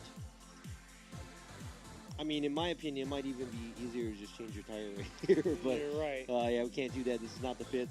まあね、ここがピットだったらもう今ジャッキアップしてるので、このまま、タイヤ交換しちゃえばいいかなと思いますが、ここはピットではないので、一旦ピットに戻って山下選手。It definitely would save some time for sure, but Yes, it will, because we can't even go to the next battle because this is the last battle of the top 4. Exactly. Right now, I'm kind of going back to the chat, checking it out. さあ今ね、この2台のバトルが、終わらないとベスト4が決まりません。So yeah, next weekend, make sure you join us for the Pro Series. We'll be back here at Suzuka Twin Circuit for the Formula Drift Japan Pro Series. Check out those drivers, the new drivers coming up from FDJ2, and all the ones coming back.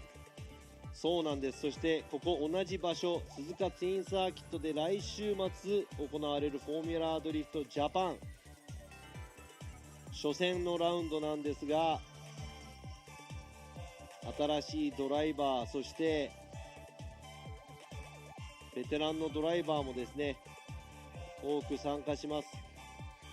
新しいドライバーはもちろん今行われている FDJ2 から昇格しているドライバーも数多くいますので、そのドライバーたちがどのような走りをするのか。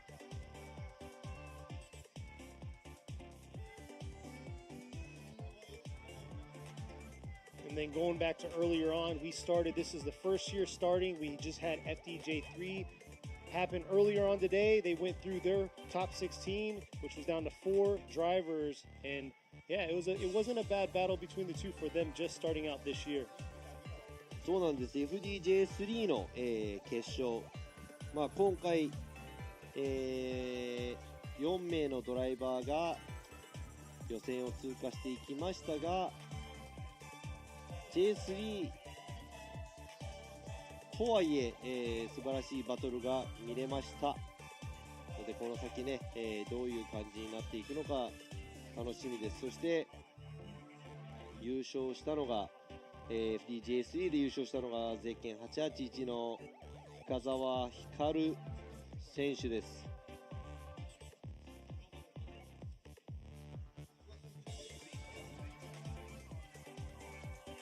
You can see right there, the struggle is real to get this car off the track.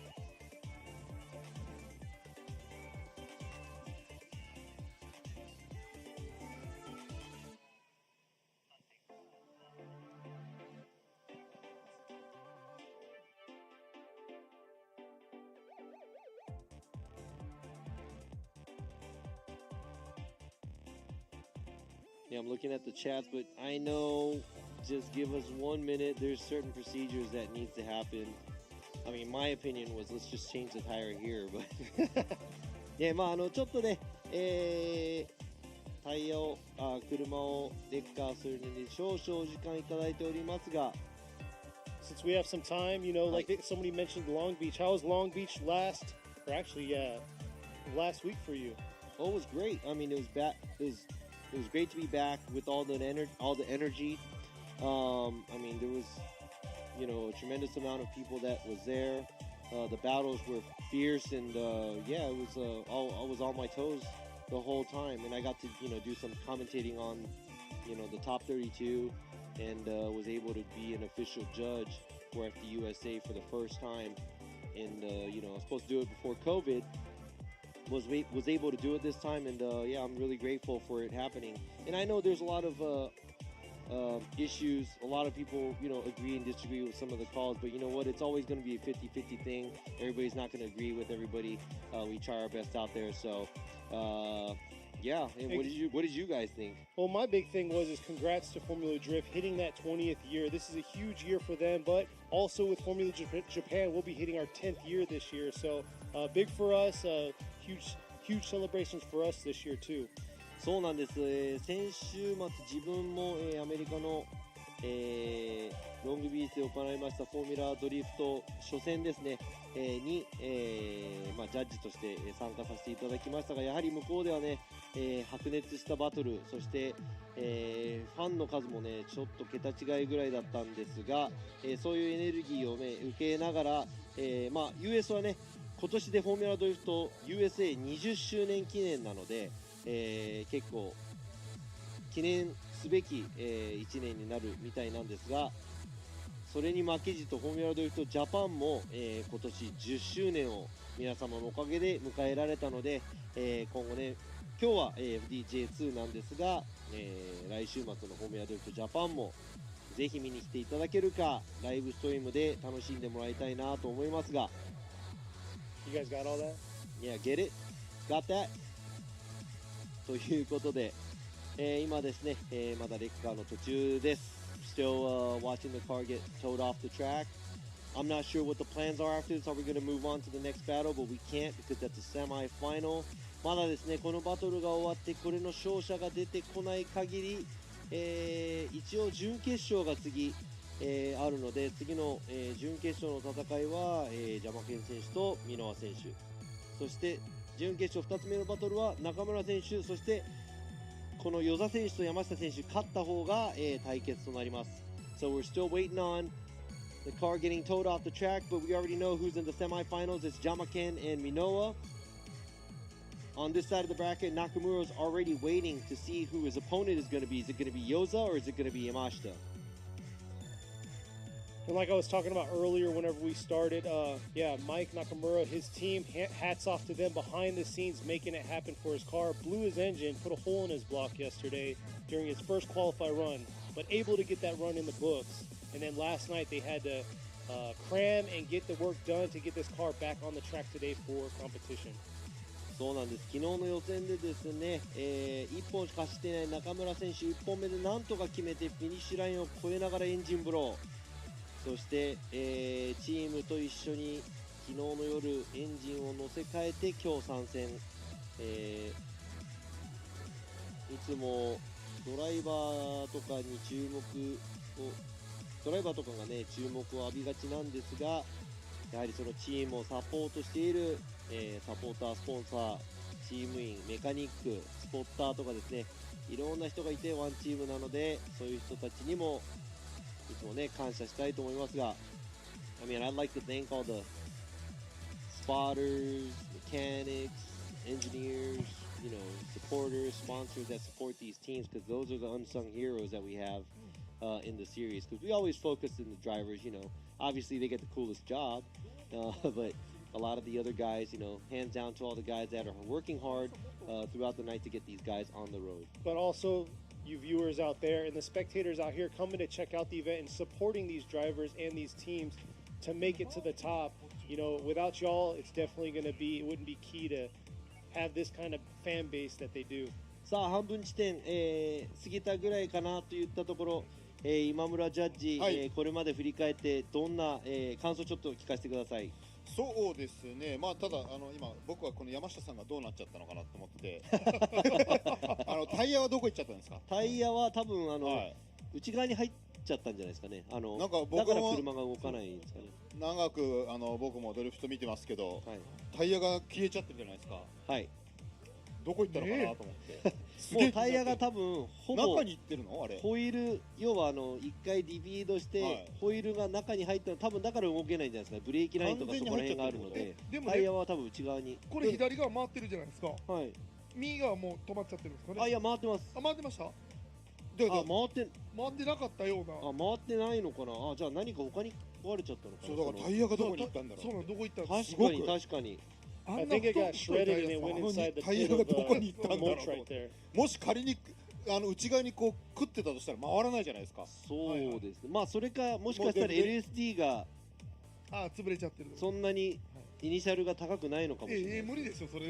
もういやでも硬くないやつ、手で回るやつあります。はいはいトルクがもう5とか以下とか4とかだと。 5はないでしょ。5はないです。いやでもビスカス、要はドリフトできるぐらいのはいはいあります、いろいろ。だけど山下さんの車が5ってことはないよ多分ね。まあないとは思うんですけど。で Now いや we're だけど talking about how is the tire not turning the right side because the left side's turning. So I'm just saying it's either, if this was a lock diff, it probably won't happen. It might be a low initial torque, or it might be an axle broken. I'm not sure. これしかもねめっち、ゃ気になる。そうタイヤがその細いタイヤじゃないじゃないですか。はい。太いタイヤがあの中にまた入る余裕があるのかっていうのがすごく気になので動かないんじゃないですかね。無理やり入っちゃって、まあ今そうだよねコースアウトしていった勢いで、はい多分タイヤが土の方に入っていったので、かなりの多分力がかかってると思うので。そうだよね。だけど完全にタイヤがはい26ぐらいが185ぐらいピッとちっちゃくなるそうですね、もうの155ぐらいかもしれないですけど、い内側に入ったんですかね。や本当に、相 we're 当 just だ amazed. よね。 We're just amazed that that tire is probably a 265, and with that split of a second, it got smashed, and it's like a 155 now.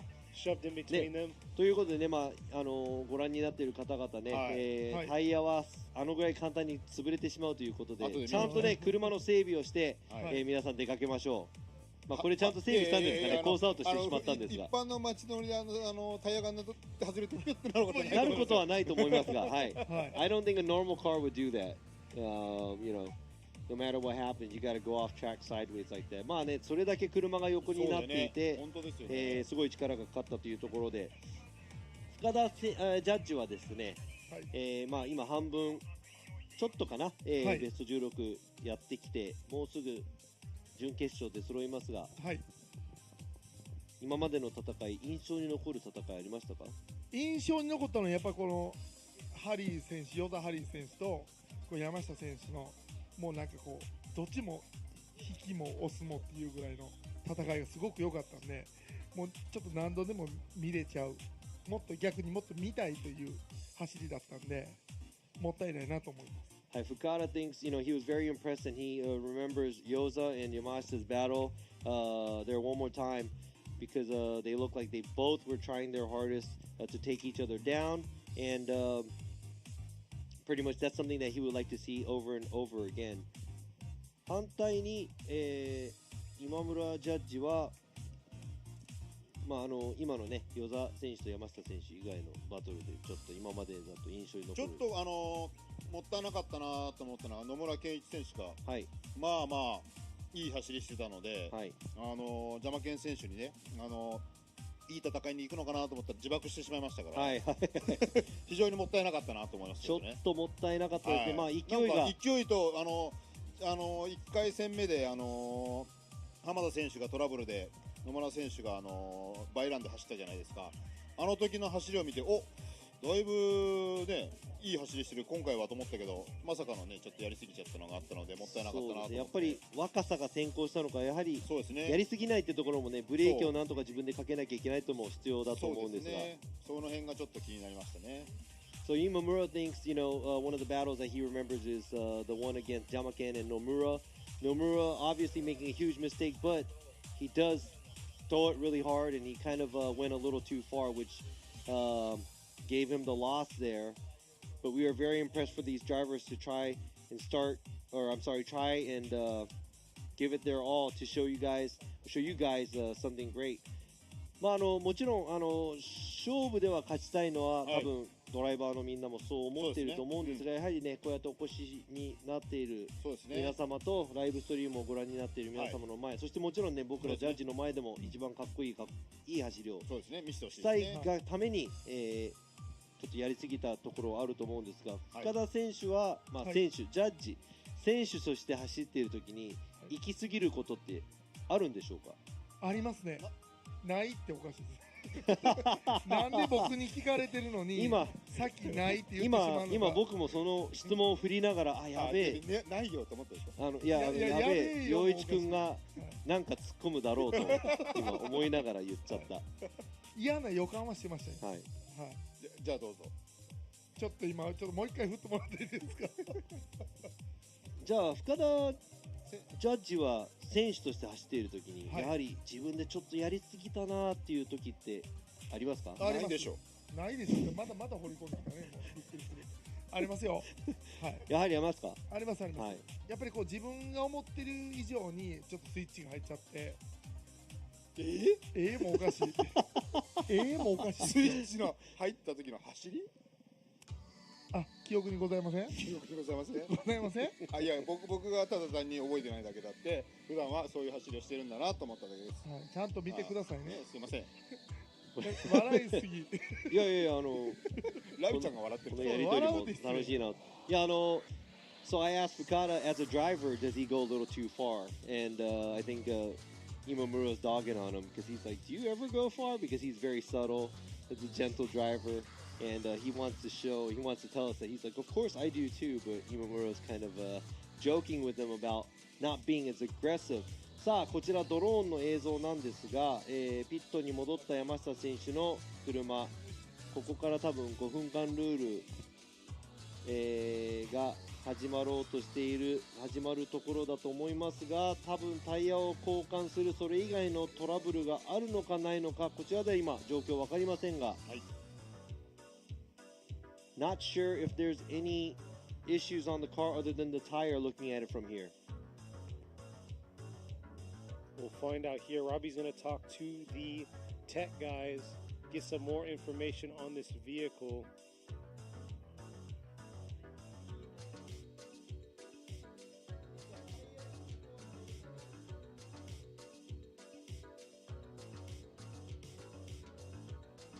So it looks like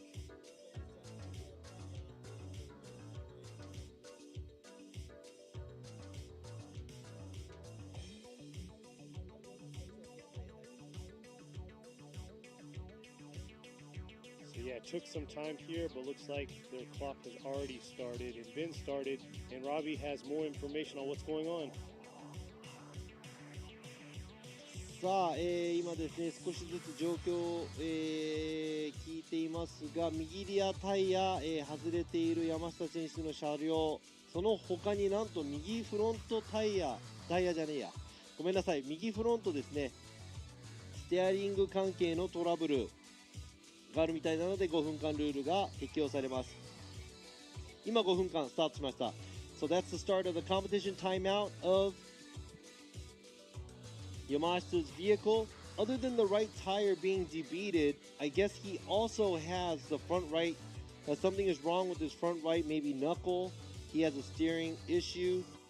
When he was trying to move, I was about to say it, but I thought I was just seeing something. But his front right looked like the tire, it looked like maybe his knuckles broken or maybe the tire out, I'm not sure.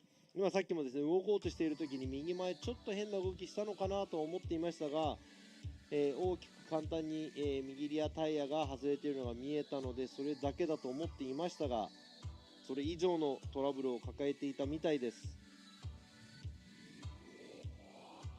Looks like he has a larger issue. あ、これは今ライブの方で見えていますが、今フロントの右メカニックが何かを外す作業、チェックをしているのかな。さあハンドルが左には切れていないのにナックルが左に切れている感じです。これはもしかしたらパイロットなのか、これはナックル、ちょっと見にくいけど、これはナックルを外そうとしているのか、あ、もしかしたら右前ナックルを外そうとしているのかもしれません。It looks like they are trying to take off the right front knuckle of the vehicle, so maybe it is a broken knuckle. 残り3分。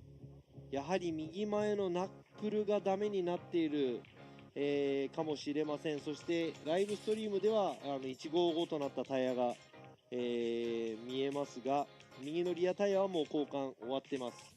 So he's got like 2.5 minutes left here in his competition timeout. Robbie's watching live right now. Looks like the right side is getting worked on, the knuckle, and you saw on the live stream earlier, you saw the tire sitting in the back right there that they dismounted or got dismounted. But Yoza's already at the line, ready to go. He didn't change tires, it looks like. いや、イースポーンのナコは、ナックル外してます。今ね、ナットとかが全部取れてるみたいなんですが、今ブレーキキャリパーを外して多分ナックルごと交換しようとしていますが、ちょっとこれは本当に時間が厳しい。Winding down the wire.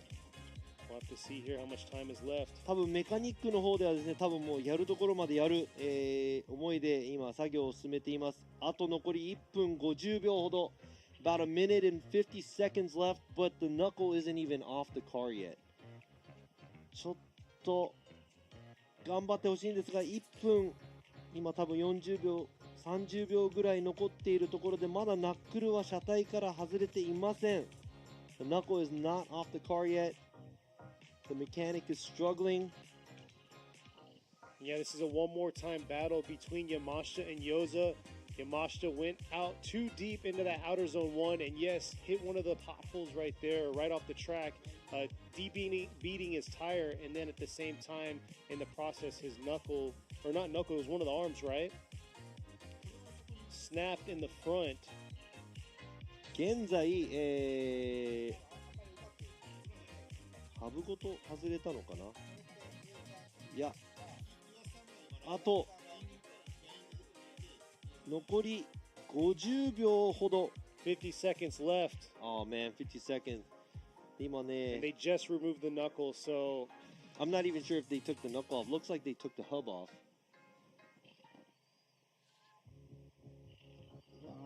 今ハブからスペーサーを外してるのかな。どうなってるんだろう。山下選手は車体拝んでるポーズ、ごめんなさいのポーズをしています。It looks like he's apologizing to the inside camera that we have right now. That's where I'm getting all this information. あと30秒。So yeah, not looking too もっ good と for 少ない、 him. 時間がもっと少ない。There's less time. There's only 10 more seconds. もう10秒を切りました。ちょっとこの修復絶望的になってきましたが、It looks like it's not going to happen here, and the time is up. It looks like Yoza's going to have to do his buy run here for filling this last spot for the final four. 残念ながら5分間の間に山下選手、車両を直すことができませんでした。ということは、予選2位通過だった與座選手がこのままバイランをして待ち受けている中村選手と準決勝を戦うことになります。Yeah, very unfortunate. Yeah, he had a good weekend though this weekend, and unfortunately, yeah, due to mechanical failures right there, running off track, Yoza's going to be moving on. First, we need to see his car functioning, doing a buy run right here, ready to go against Nakamura. そしてこの予選の順位で見ていきますと、もう與座選手は、表彰台確定です。Oh, yeah, Yoza right. is promised the podium now because he qualified second, and that's higher than all the other drivers. Exactly, and last year here at Suzuka Twin Circuit, he got second overall, so we'll see if he can bump it up and get that first spot. But he's got a tough battle against Mike. そうなんです。與座選手、ここでね、表彰台は確定したのですが、前回、去年あった FDJ2 での、鈴鹿ツインラウンドでは、惜しくも、準優勝。もちろんトップの座を、狙っていると思いますが、彼を待ち構えるドライバーがこれも強敵になります。中村選手。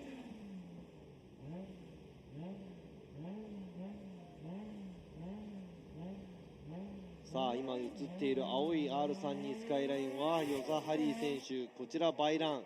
Here you go, the blue R32 Skyline driven by Harry Yoza. Here is his by run. Coming around outer zone 2 there. And yeah, he looks ready for battle against Mike Nakamura. Nice job through that touch and go. Coming back around into this outer zone 4. さあ、バイラン。今、終わった與座選手。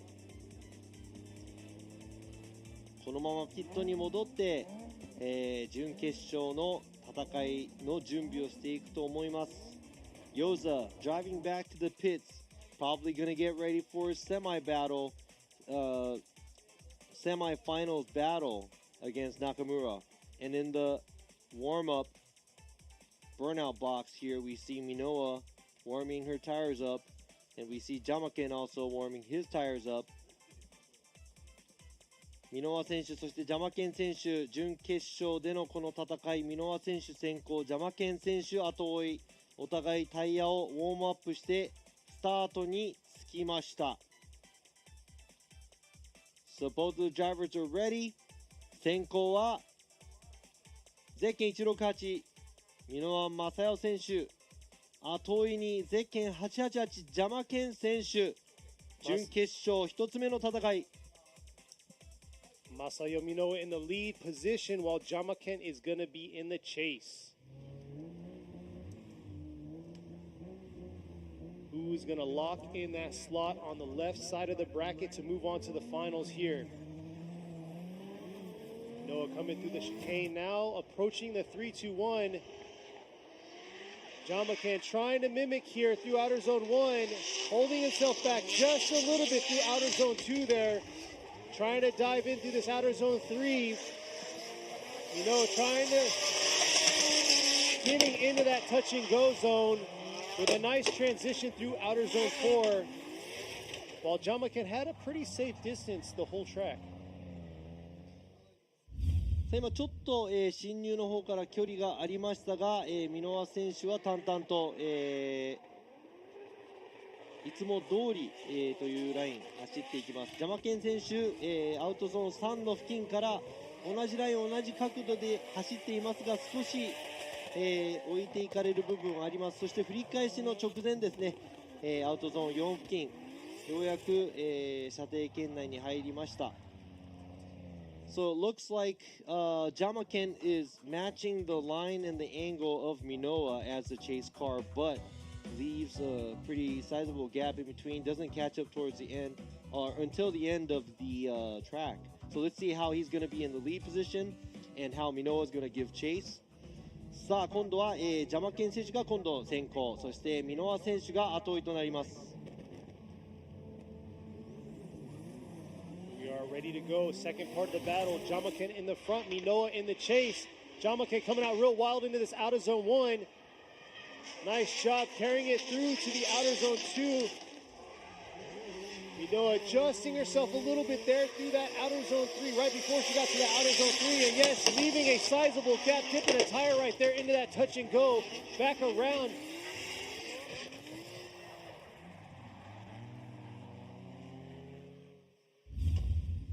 さあ今度は入れ替えて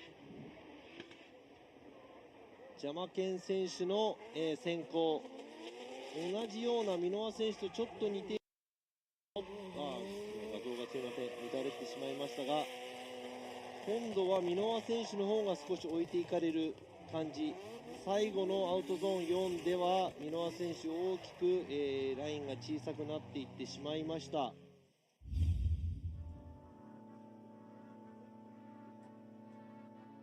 We'll have to see that the lead to lead, chase to chase for these judges.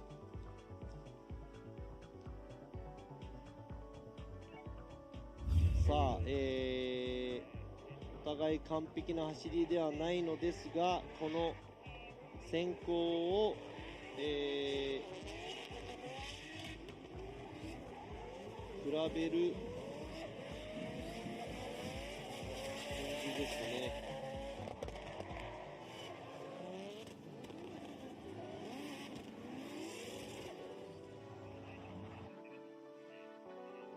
ということでこの距離感そして、後追いの動き、先行の走りすべて比べた結果ですが、Robbie's going to go right to Jamaken, and here we go, Imamura. So there you go. Jamaken is going to move on to the finals.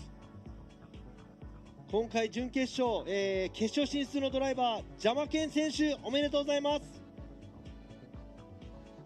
ジャマケン gets the win。 そして残念ながら箕輪選手大健闘ですが、惜しくも、決勝に進出できませんでした。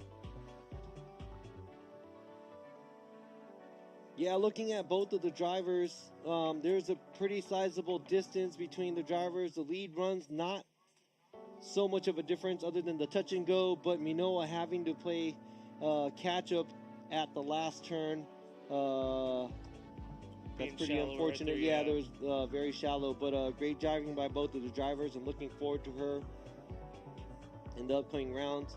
ということでね、全体的に見て今回のバトルはジャマケン選手が勝ち上がって、決勝進出となりました。さあ、ジャマケン選手が待ち受けているこの決勝戦に進むドライバーは與座選手か中村選手か、この2名。予選2位通過は與座選手、予選3位通過は中村選手。お互いアグレッシブなドライバー。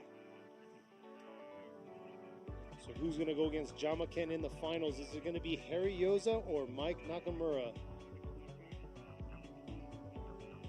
Looks like both cars are pulling up to warm their tires up, and we'll be getting this battle on shortly. さあ、ウォームアップに入る前の待機ゾーンにはもう與座選手、中村選手、お互い待ってウォームアップエリアに入っていきました。Both of the vehicles now in the burnout box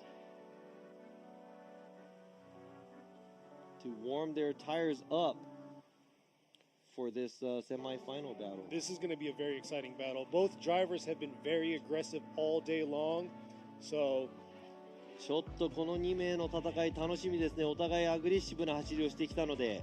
yes, the anticipation. It's dragging out, but I think it's going to be a solid battle between these two drivers. さあ、この2名が予選でも2位3位なので、the second qualifier and the third qualifier from yesterday's qualify. So this is going to be a pretty close battle. Exactly, and Mike Nakamura, he's going to be in the chase right now, and he's been very aggressive leaving that outer zone 2, coming up to the outer zone 3. So we're going to see how he's going to pace himself throughout this course, because Yoza's been aggressive throughout the whole course. さあ、今回、戦うのが去年表彰台に乗っている與座選手、それから FDJ2 初参戦中村選手。さあ、どんな戦いになるのか。おーっと、これはちょっと中村選手突っ込みすぎたか。Just shredded his front bumper right there, and man, going. タイロットがおかしい。タイロットが曲がっている。與座選手のフロントの左、タイロットが曲がっている。これは今の接触によるものなのか、ちょっとリプレイを見てみないと分かりません。Not sure if that, as you can see on the screen, looks like Yoza's front left tie rod is bent or something, but there you go, Nakamura. Boom, yeah. Nakamura did hit his the front left of Yoza's car. 今ね、中村選手の右前が與座選手の左前にぶつかりましたね。今ですね。わー、ぶつかって押してしまった形になってしまった中村選手。I called it. That was aggressive right 今 there. ケニーも絶対これはアグレッシブな戦いになると言っていましたが、ケニーの I didn't want it 言 that った通り aggressive, です but が、 it happened. And you know, that pothole once again did claim the rear end of Nakamura's car, kind of knocking him off right No, there. but And I mean, I think he flicked it a little too hard going into the initiation. yeah, 今のは中村選手、ちょっと振り出しがアグレッシブすぎた、ところだと思いますが、特に與座選手が前で、大きく減速するような形ではありません。しかも振り出しの部分なのでね、少しの減速はもちろん後ろのドライバーも、頭に入れて走らなきゃいけないんですが、ちょっと中村選手の方が追っかけモードになりすぎてしまったかもしれません。I think Nakamura got a little too aggressive at entry. Didn't look like Gyoza slowed up, slowed down too much. But there are some damages on these vehicles.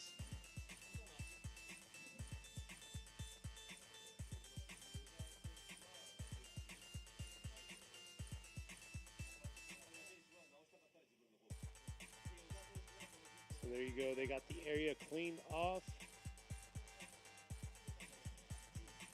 さあ、ルール上ですね、接触があった場合、その接触を起こした、被害者と加害者という言い方になってしまいますが、被害者のドライバーの方が、10分間、5分間ルール以外で10分間を、与えられます。そして加害者となってしまったドライバーの方は自分の車両をチェックしなきゃいけない、修理したいと思ったら自分の5分間ルールを使わなければいけません。そして被害者となったドライバーは10分間の上に自分の、5分間ルールも適用できるので、全部で15分は、時間があります。Just explaining a little about the, putting the fault on whichever driver, the driver that causes the collision will have to use their own competition timeout to look at their car or check the car, repair it. The vehicle that was hit by the driver gets an automatic 10-minute to check out their car. Then if they want to extend it by adding another 5 minutes with their own competition timeout, it's possible. For this case, we are deeming Nakamura is going to be at fault. So Yoza is going to get his 10 minutes to check his car out. ということでね、今回のちょっと説明させていただいたんですが、ジャッジ3人の、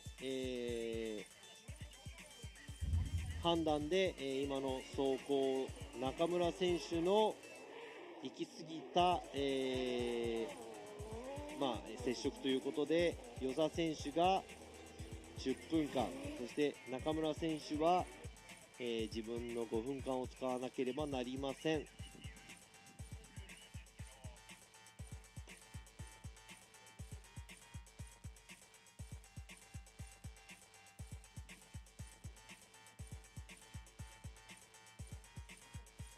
Right there, Mike came real aggressive through outer zone 1. Here's another replay. Robbie's getting more detail on what's going on with Gyoza's car.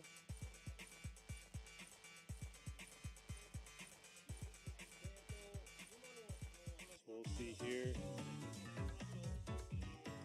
Gyoza creeping back to the pits there. Hopefully it'll be a quick fix. He'll be able to get back on the line, ready to go.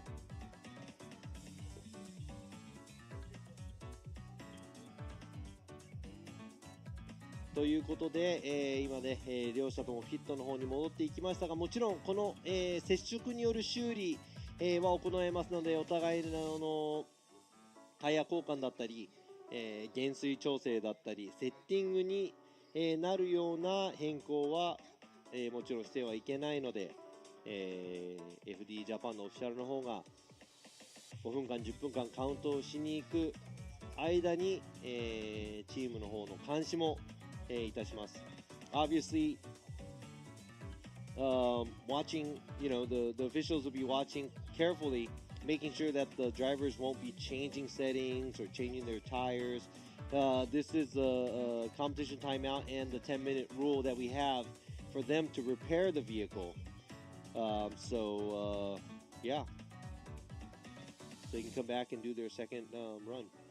Exactly. Now's the time to get up, go to the bathroom, get something to drink before the final run between these two, and then the finals going against Jamaken.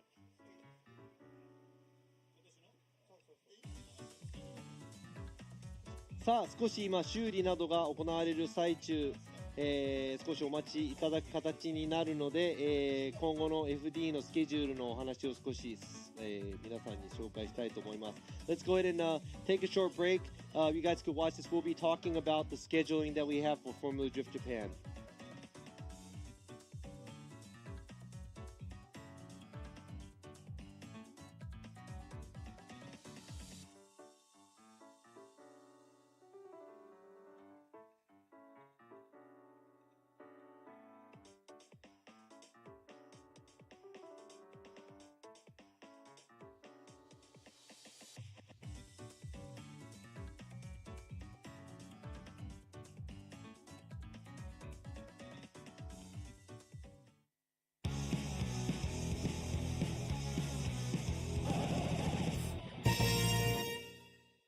皆さんこんにちは。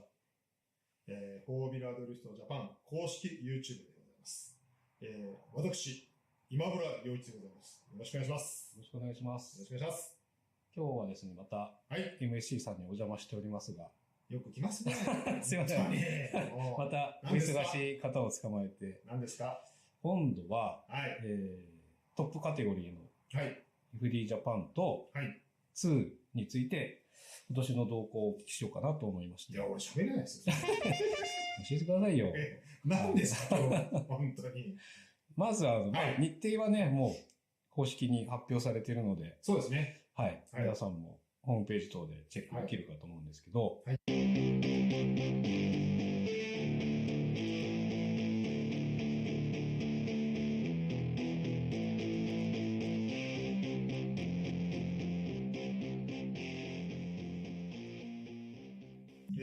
FDJ2 が4月の15日。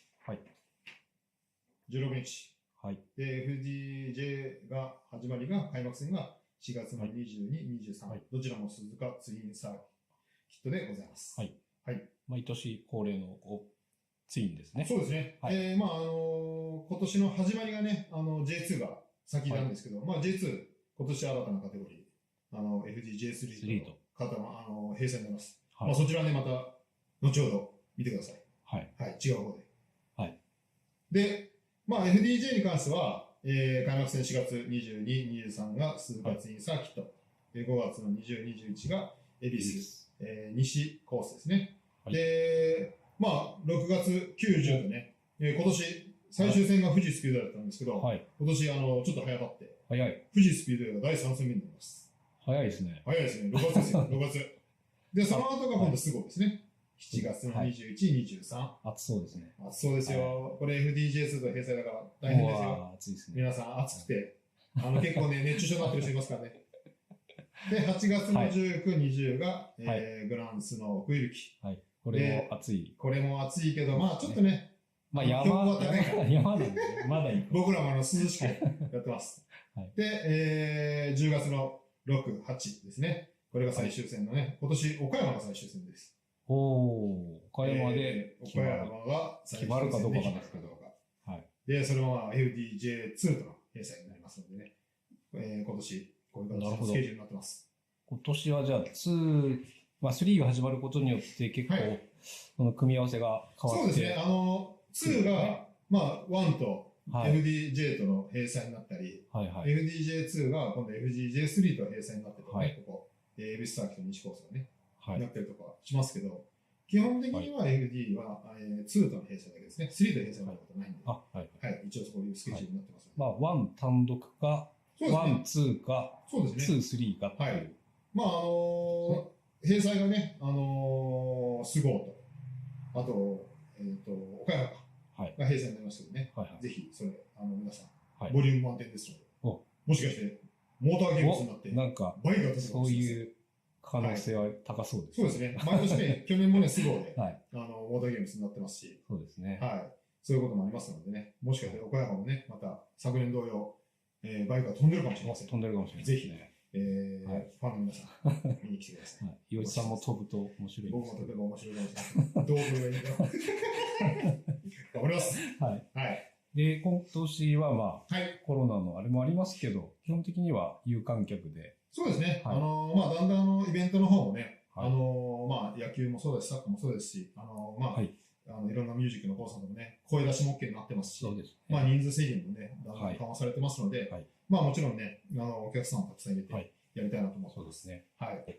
だんだんお客さんもね、増えてきたりそうですして、注目度も高くなってるのかなと思うんですけど、そうですね。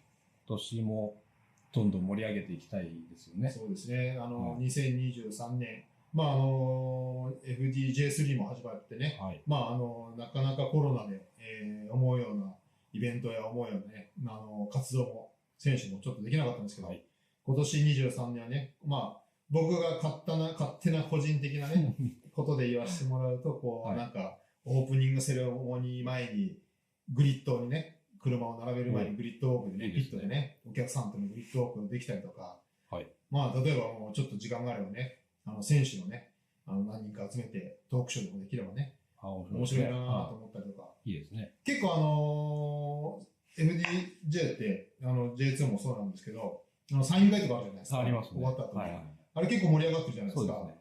だからだんだんそう。好評すぎて、列が途切れなくて困っちゃう。そう。だから、最後遅い時間までね、お客さん残ってくれてるので、ああいうところでね、最後トークショーでもできればね。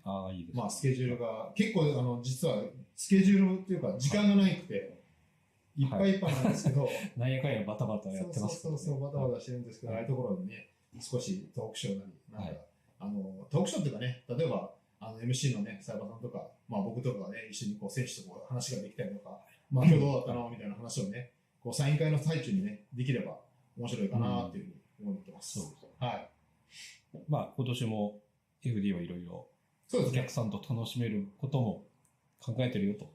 そうですね。とにかくね、お客さんが会場に、要は今、非常にFDJ って、ライブが良くなってますよね。はい、で、ライブも見やすくなって、そうですね。非常になんていうのかな、精度の高いライブが流れてるので、ドローンもすごいですね。そう、ドローンもすごいじゃないですか。で、それで満足して家で見てる人が多いんですけど。そうですね。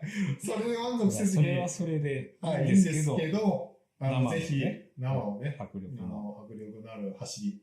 で、またね、タイヤスモークの匂いとかね。そうですね。匂いをね、伝わらないです。そう。で、会場のね、なんていうのかな、緊迫感、ドライバーの緊迫感とかね、チームの緊迫感とかね、そういうところもありますのでね、ぜひ会場に来てほしいなって、もちろん思います。はい。はい。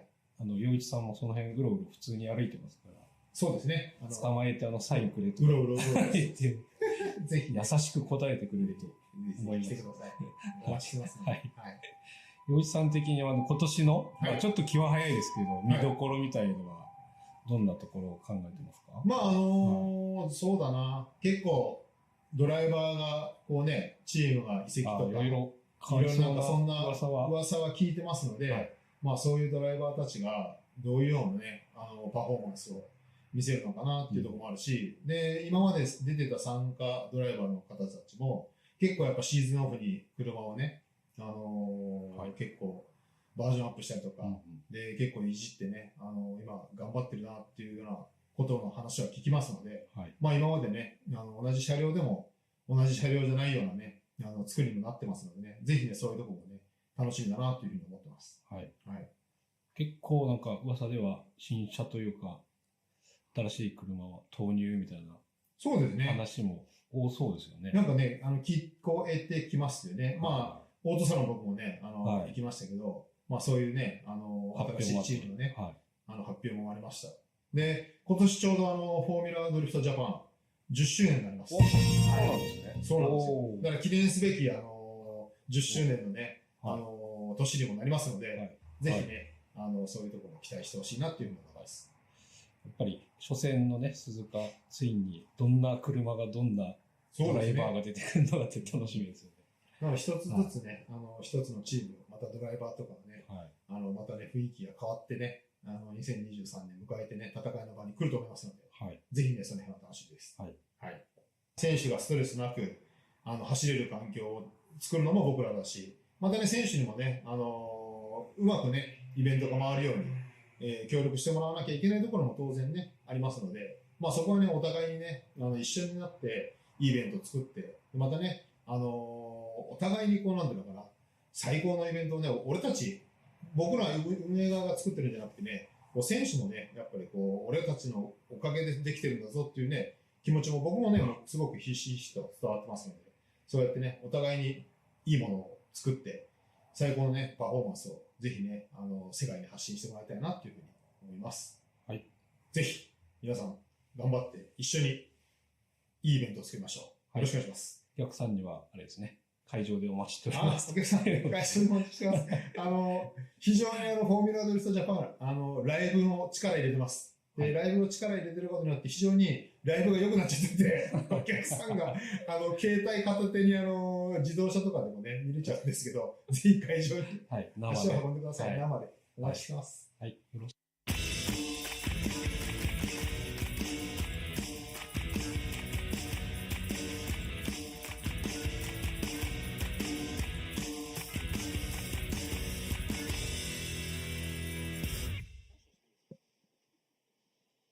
There you go. They made it back to the line. We're ready to go to get this battle started. Who's going to make it to the finals? Thank you, Imamura, for putting that together. 今ね、陽一くんのおかげで今ね、ちょっとつなげてもらいましたが。どういたしまして。はい。Talking about the schedule of Formula Drift Japan. Make sure you watch this, or come by and watch this, or watch the live stream. Let's go ahead and see the second battle of this first battle that we have.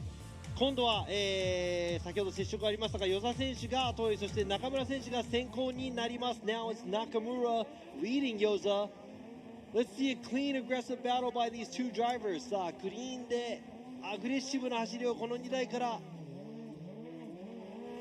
見ていきたいと思います。 Here they are. Yoza is going to be in the chase this time. Nakamura in the lead right there, deep into outer zone 1. Yoza was a little safe there. It was a shallow through outer zone 1, but struggling right there through outer zone 2. But trying to dial it in and close in on Nakamura into this touch and go.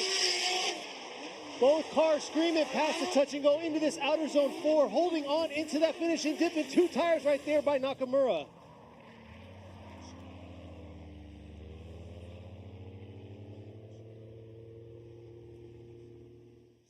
さあ今の、中村選手先行、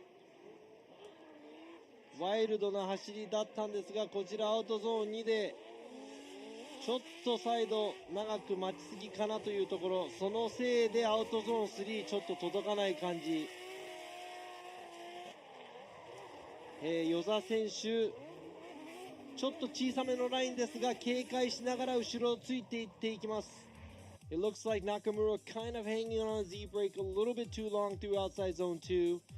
Yoza keeping his distance, following Nakamura. And there you go. Harry Yoza is going to move on to the finals. They're going to go against Jamakan. ということで、この戦い、決勝進出、Yozaハリー選手おめでとうございます。残念ながらここで準決勝で敗退、FDJ2 初参戦、中村選手大健闘。しかし今回は与座選手が勝ち上がりとなります。ということで決勝戦は与座選手対ジャマケン選手になります。さあ決勝戦、用意してもらいましょう。その前に、皆様こちらをご覧ください。Before we go to the finals, we'll be right back.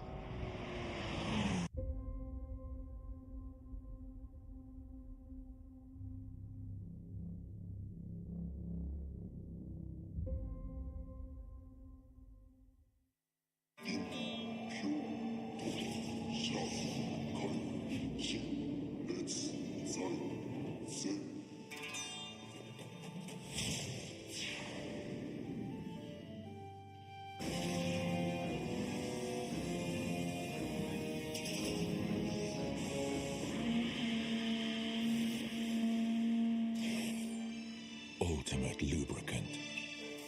Mortis.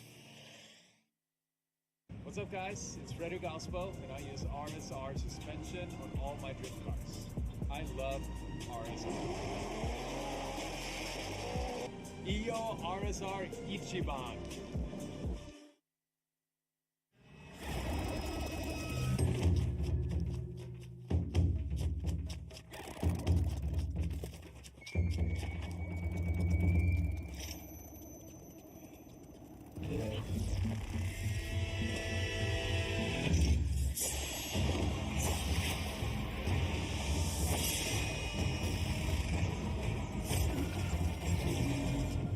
Made in Japan.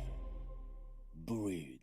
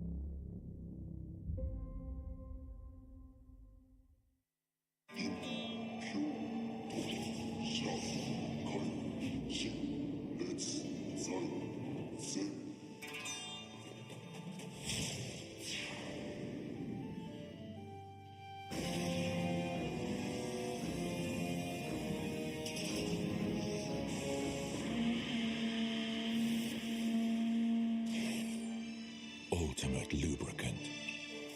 Mortis. What's up, guys? It's Fredo Gaspo, and I use RSR suspension on all my drift cars. I love RSR. Iyo RSR Ichiban.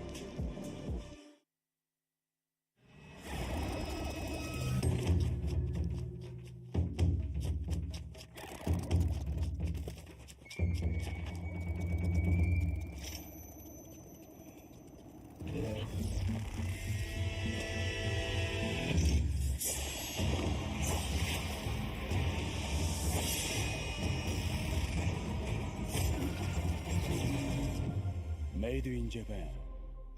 Breed.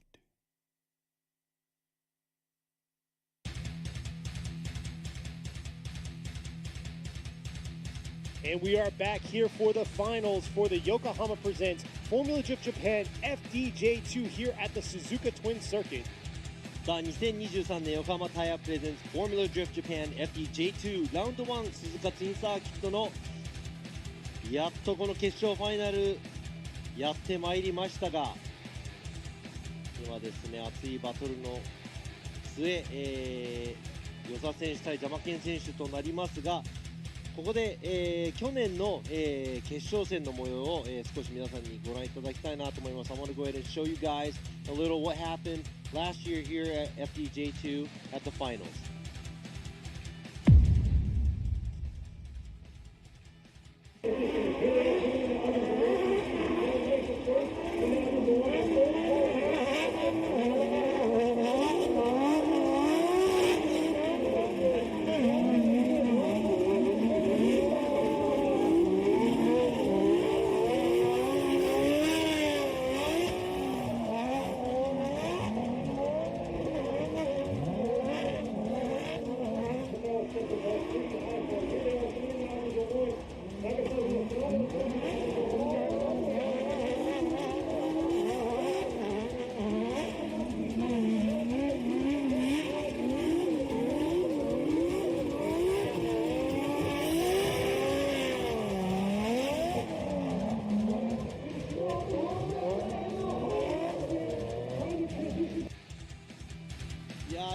見てもね、今前回の、決勝に残っている與座選手、今回も決勝にいますが、Yoza making it into the finals last time made a mistake and lost it to Nagasawa。長澤選手にね、ちょっとミスをして負けてしまいましたが、その長澤選手も、新しい車両で来週の FDJ に、出る予定ですが、2年連続でこの決勝戦まで来た與座ハリー選手は多分このコースのレイアウト誰よりも分かっているかもしれません。対するは去年までは、FD ジャパンのシリーズ戦ってきたドライバーであるジャマケン選手、今年は FDJ2、フル参戦。So Yoza, he's got redemption right now. He made it to the finals, made a slight mistake and lost to Nagasawa, which is going to be competing in Formula Drift Japan full season this year. And his opponent Jamaken was an ex-Formula Drift Japan driver. Now he's going to be driving Formula Drift Japan. FDJ2 for the full season. So let's see. Looks like Yoza is very comfortable with this track. So it's different. It's not wet like last year, but it's dry. 去年とは違って、今年の決勝戦はドライ。先行はゼッケン43番與座ハリー選手、あとはジャマケン選手です。決勝戦間もなく始まります。The final is about to start. Yoza leading Jamaken. So who's gonna take the win? This is going to be interesting. Jamaken's definitely got to focus on proximity. He's kind of lacked in that in a lot of his runs. So we'll see how he's going to do this time around in the chase against Yoza. さあ誰が勝ちをつかみ取るのか。ジャマケン選手後でどれだけ與座選手に歩み寄れるか。And here they are, ready to go, coming through the chicane, approaching the 3-2-1. Yoza in the lead, very experienced in this situation in the finals here at Suzuka Twin Circuit. Nice job through outer zone 1 and 2, transitioning back around deep into that outer zone 3.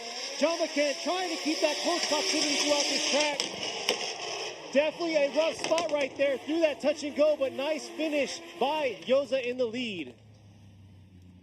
さあ與座選手、先行アウトゾーン123と深いところまで来ました。ジャマケン選手ちょっと角度は浅めですが同じようなラインを通りここアウトゾーン3でぐぐっと距離を縮めようとしましたがアウトゾーン3を早めに抜けていき浅めの角度そして最終的に振り返したところでようやく追いつきましたがアウトちょっと、ジャマケン選手の方が余っている状態。さあこのストレートでも少し距離がありますがそこまでラインの差はありません。角度の差もそんなにありませんがちょっとだけ間空いちゃいました。與座選手は今まで通りの走りを転々としている感じがしますが Looks like Yoza's really comfortable and he's just doing his own thing. Jamaken looks like he's slightly on a smaller line but he's matching the angle. Not as much proximity. Looks like he was left a little off the start. Gave him a little bit of space on the straightaway. さあ今度は、入れ替えてジャマケン選手が先行與座選手が後追いとなります。 Here they are flipping the roles. Jamaken is going to be in the lead while Yoza in the chase. さあどっちが勝つのかそれかワンモアタイムになるのか Is this going to be a winner or is it going to be a one more time? Here they are taking two different approaches to this outer zone 1. Yoza trying to dial it in here. Nice job through outer zone 2 there, swinging back around to this outer zone 3. And Yoza trying to keep a balanced, aggressive approach to Jamaken. And Jamaken doing a good job in that lead position. Gonna make it tough for these judges.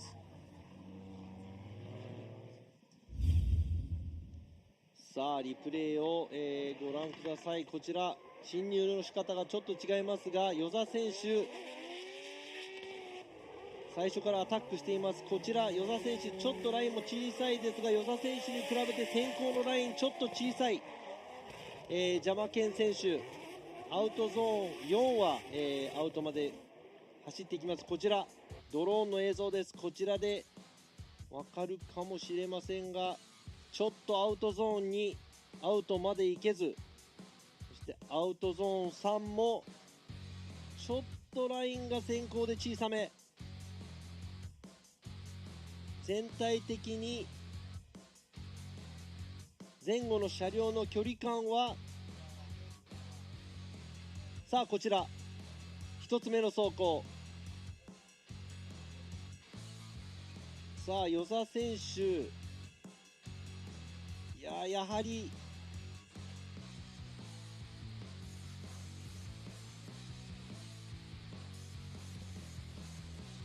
Yoza very aggressive in that chase position every single time, just moving on in every zone, trying to keep that close proximity.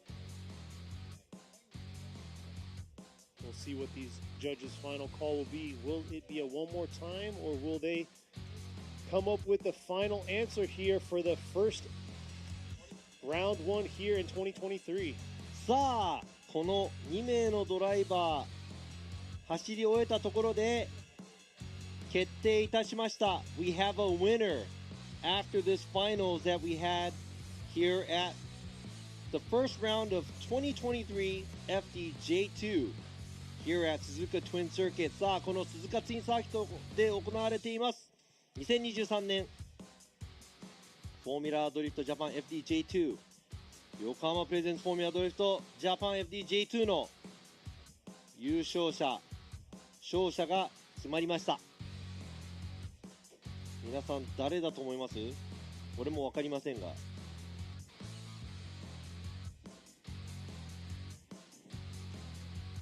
さあ、Hey, who do you think the winner is? I'll find out here shortly. Yeah. Yeah, we actually don't know. さあ、このコース、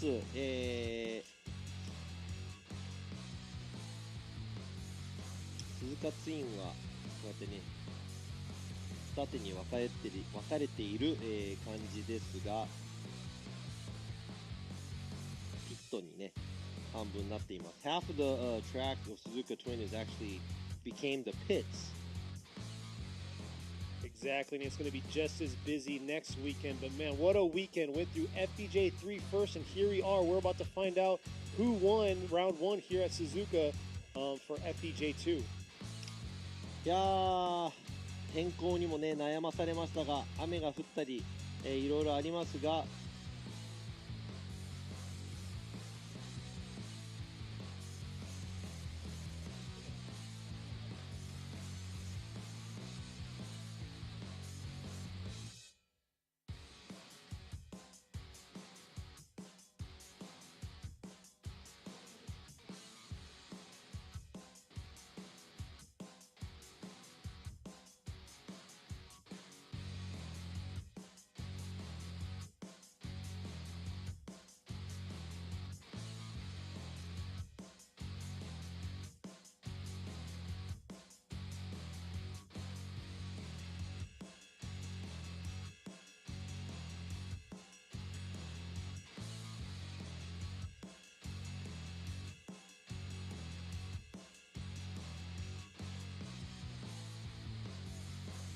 Yeah, so we're just waiting on the cars. I don't know why they went back to the pit. Yeah, I was confused if there was a one more time battle going on or what.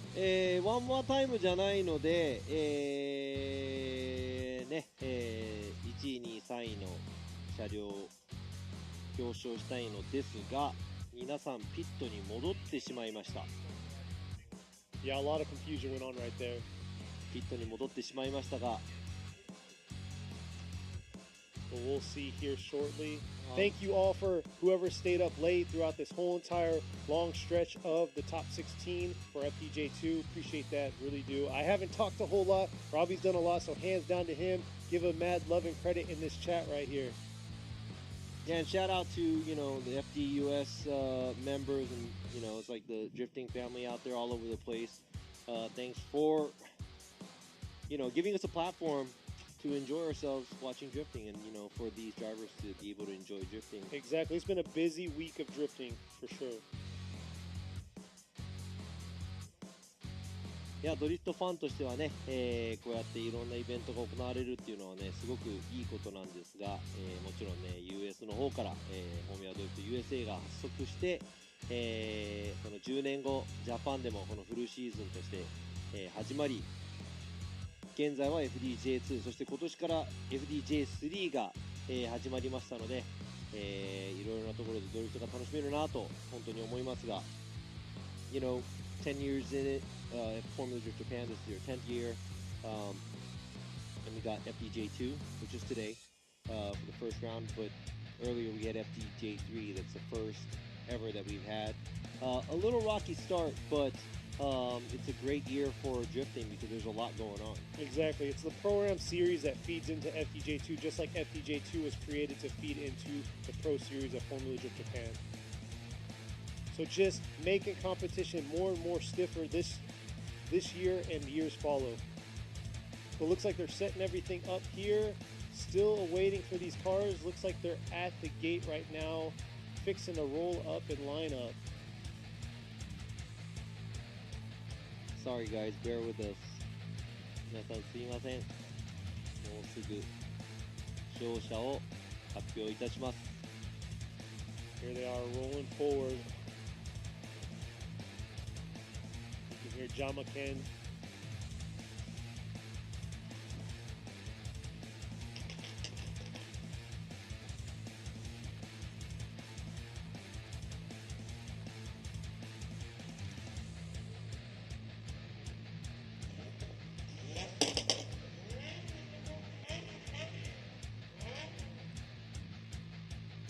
さあ、ジャマケン選手、そして與座選手、そして中村選手が、車両を並べに来ました。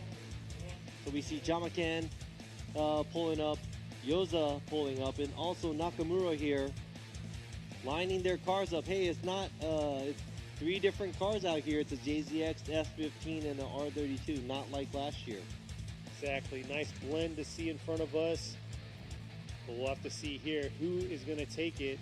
Round 1. There's Nakamura leaving his car. And next to Nakamura, there is Yoza's car with his thumbs up, handshake. And here you are, there is Jama-Ken 選手、そして、握手などをしてお互いを称え合っていますが、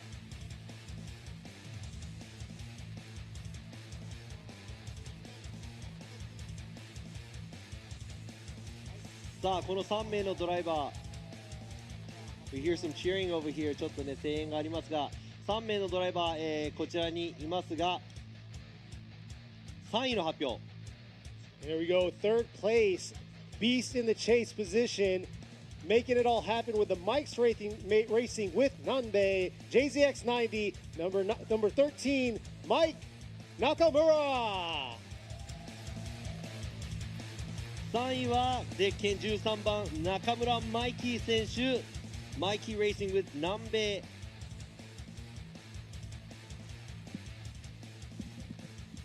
ということで、決勝戦いましたこの2名のドライバー、2023年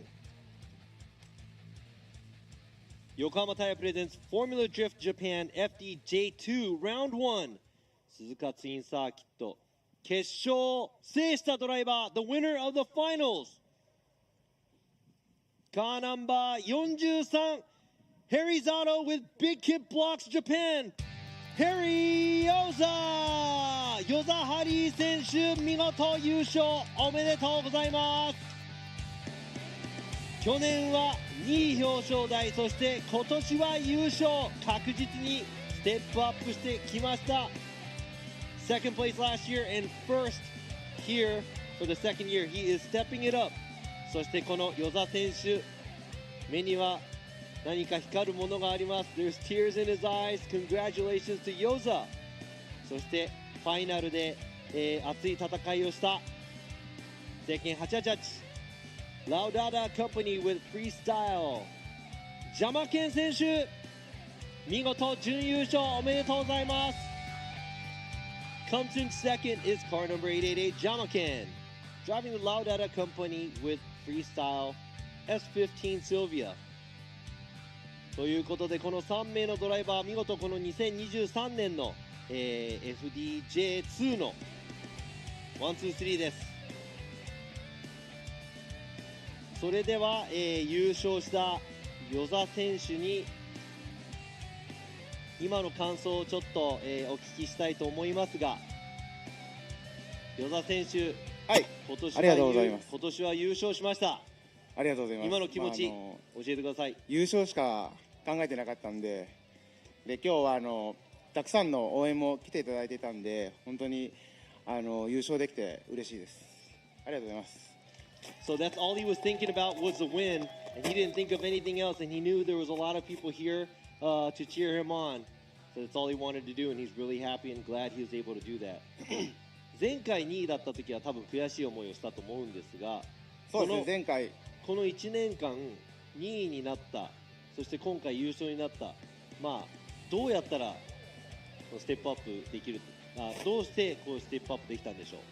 そうですね、細かい修正点とか、チームのみんなと本当に、作戦も兼ねて、一緒に考えてもらって、で、ミス、とりあえず走り、がもう完璧ってずっと言ってくれてたんで、もうミスしなければ大丈夫っていう感じで、もうずっと今日は一日走ってました。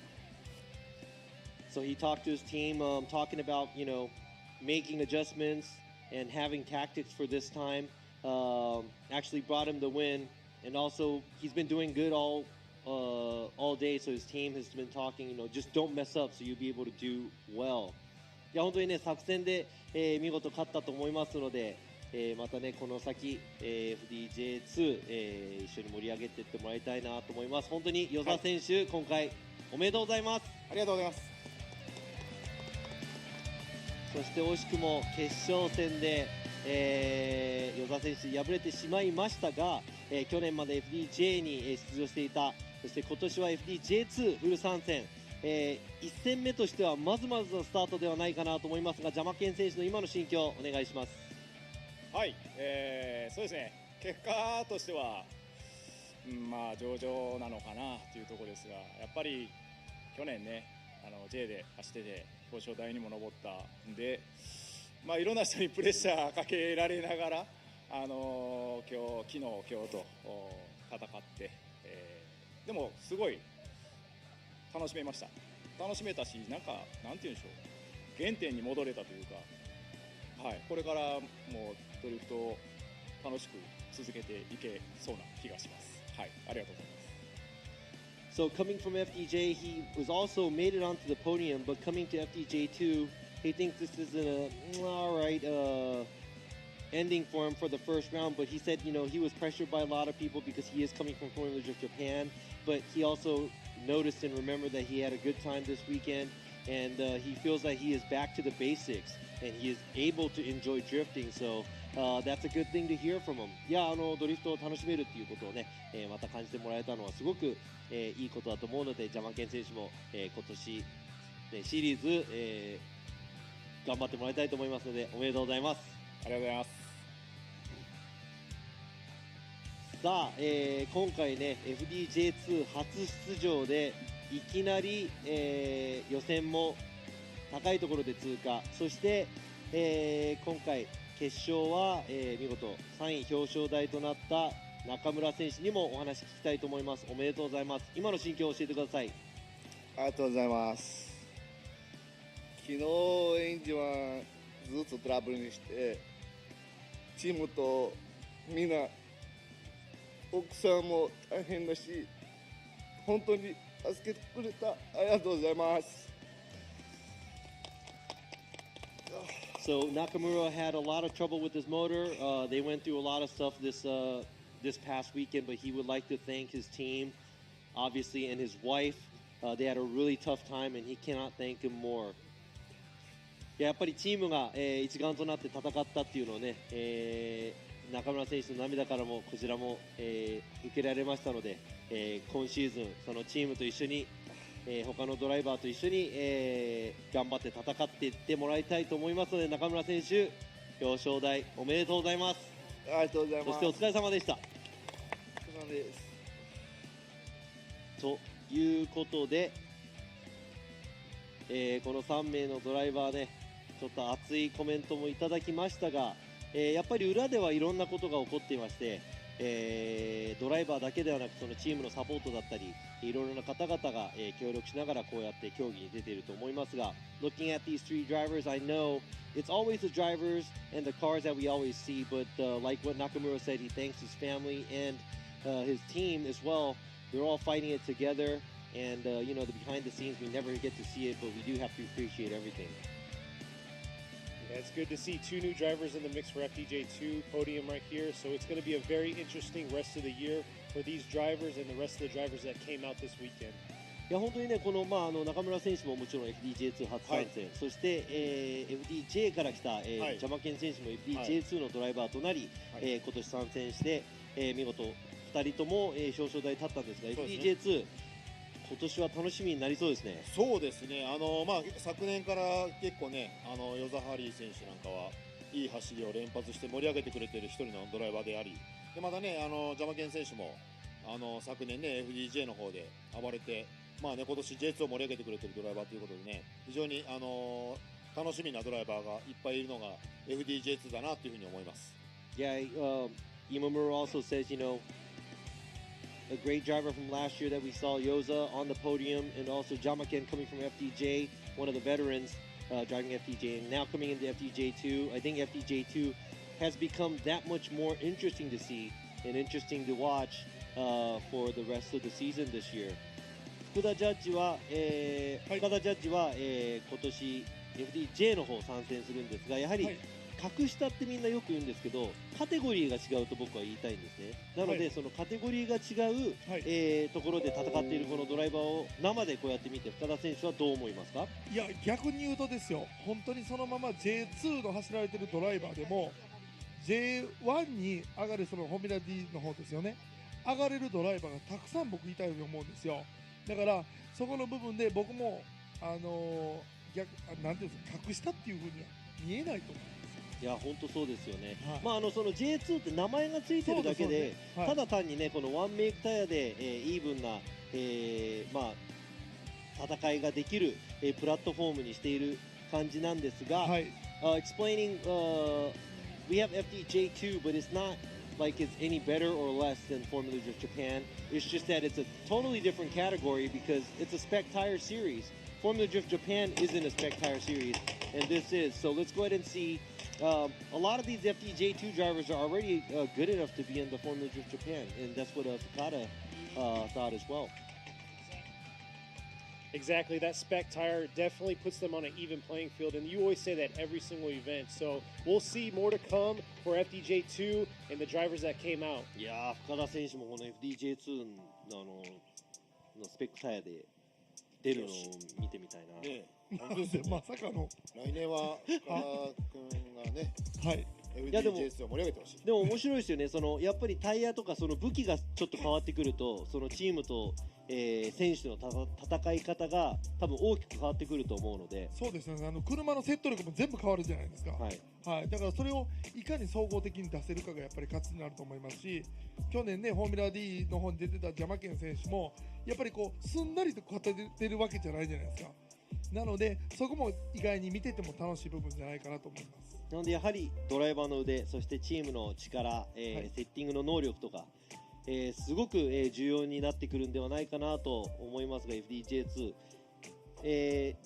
今村ジャッジは FDJ2 の今年の予想、どういう戦いになっていくと思いますか？いや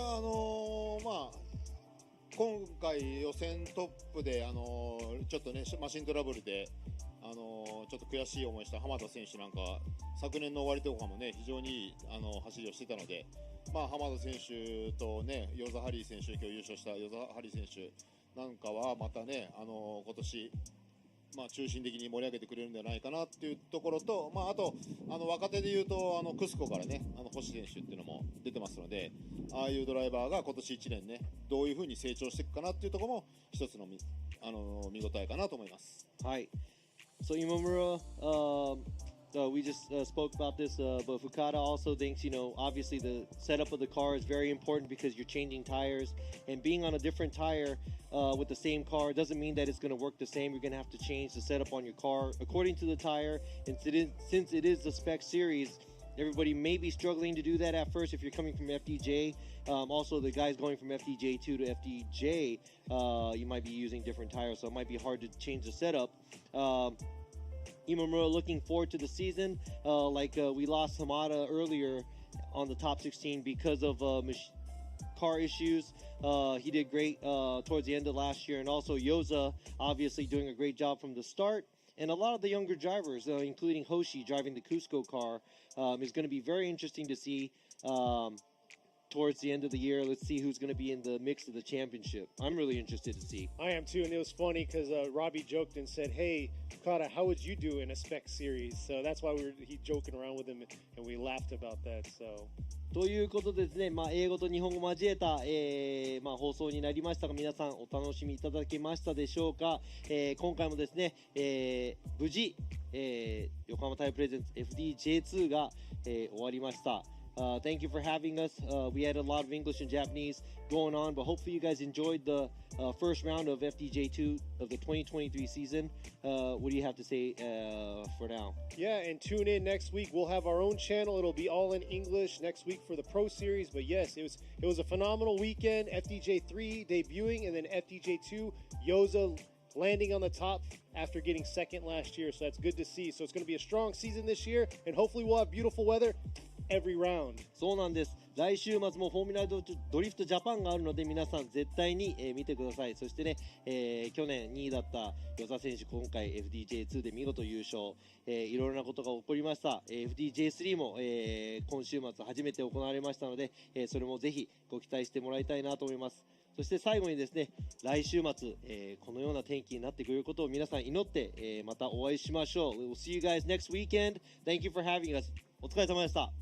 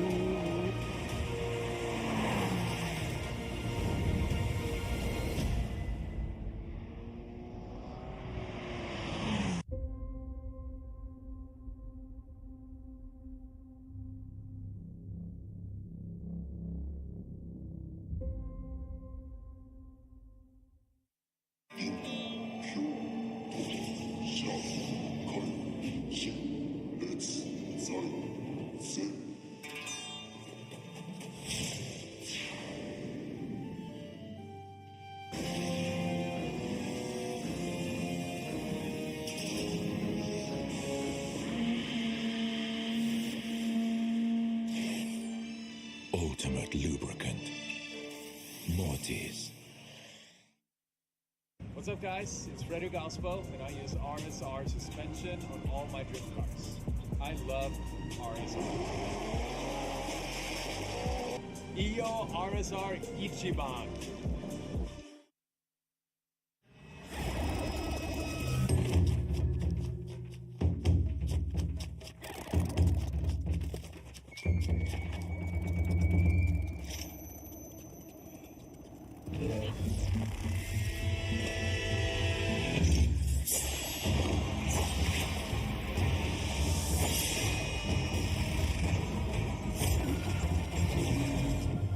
Made in Japan.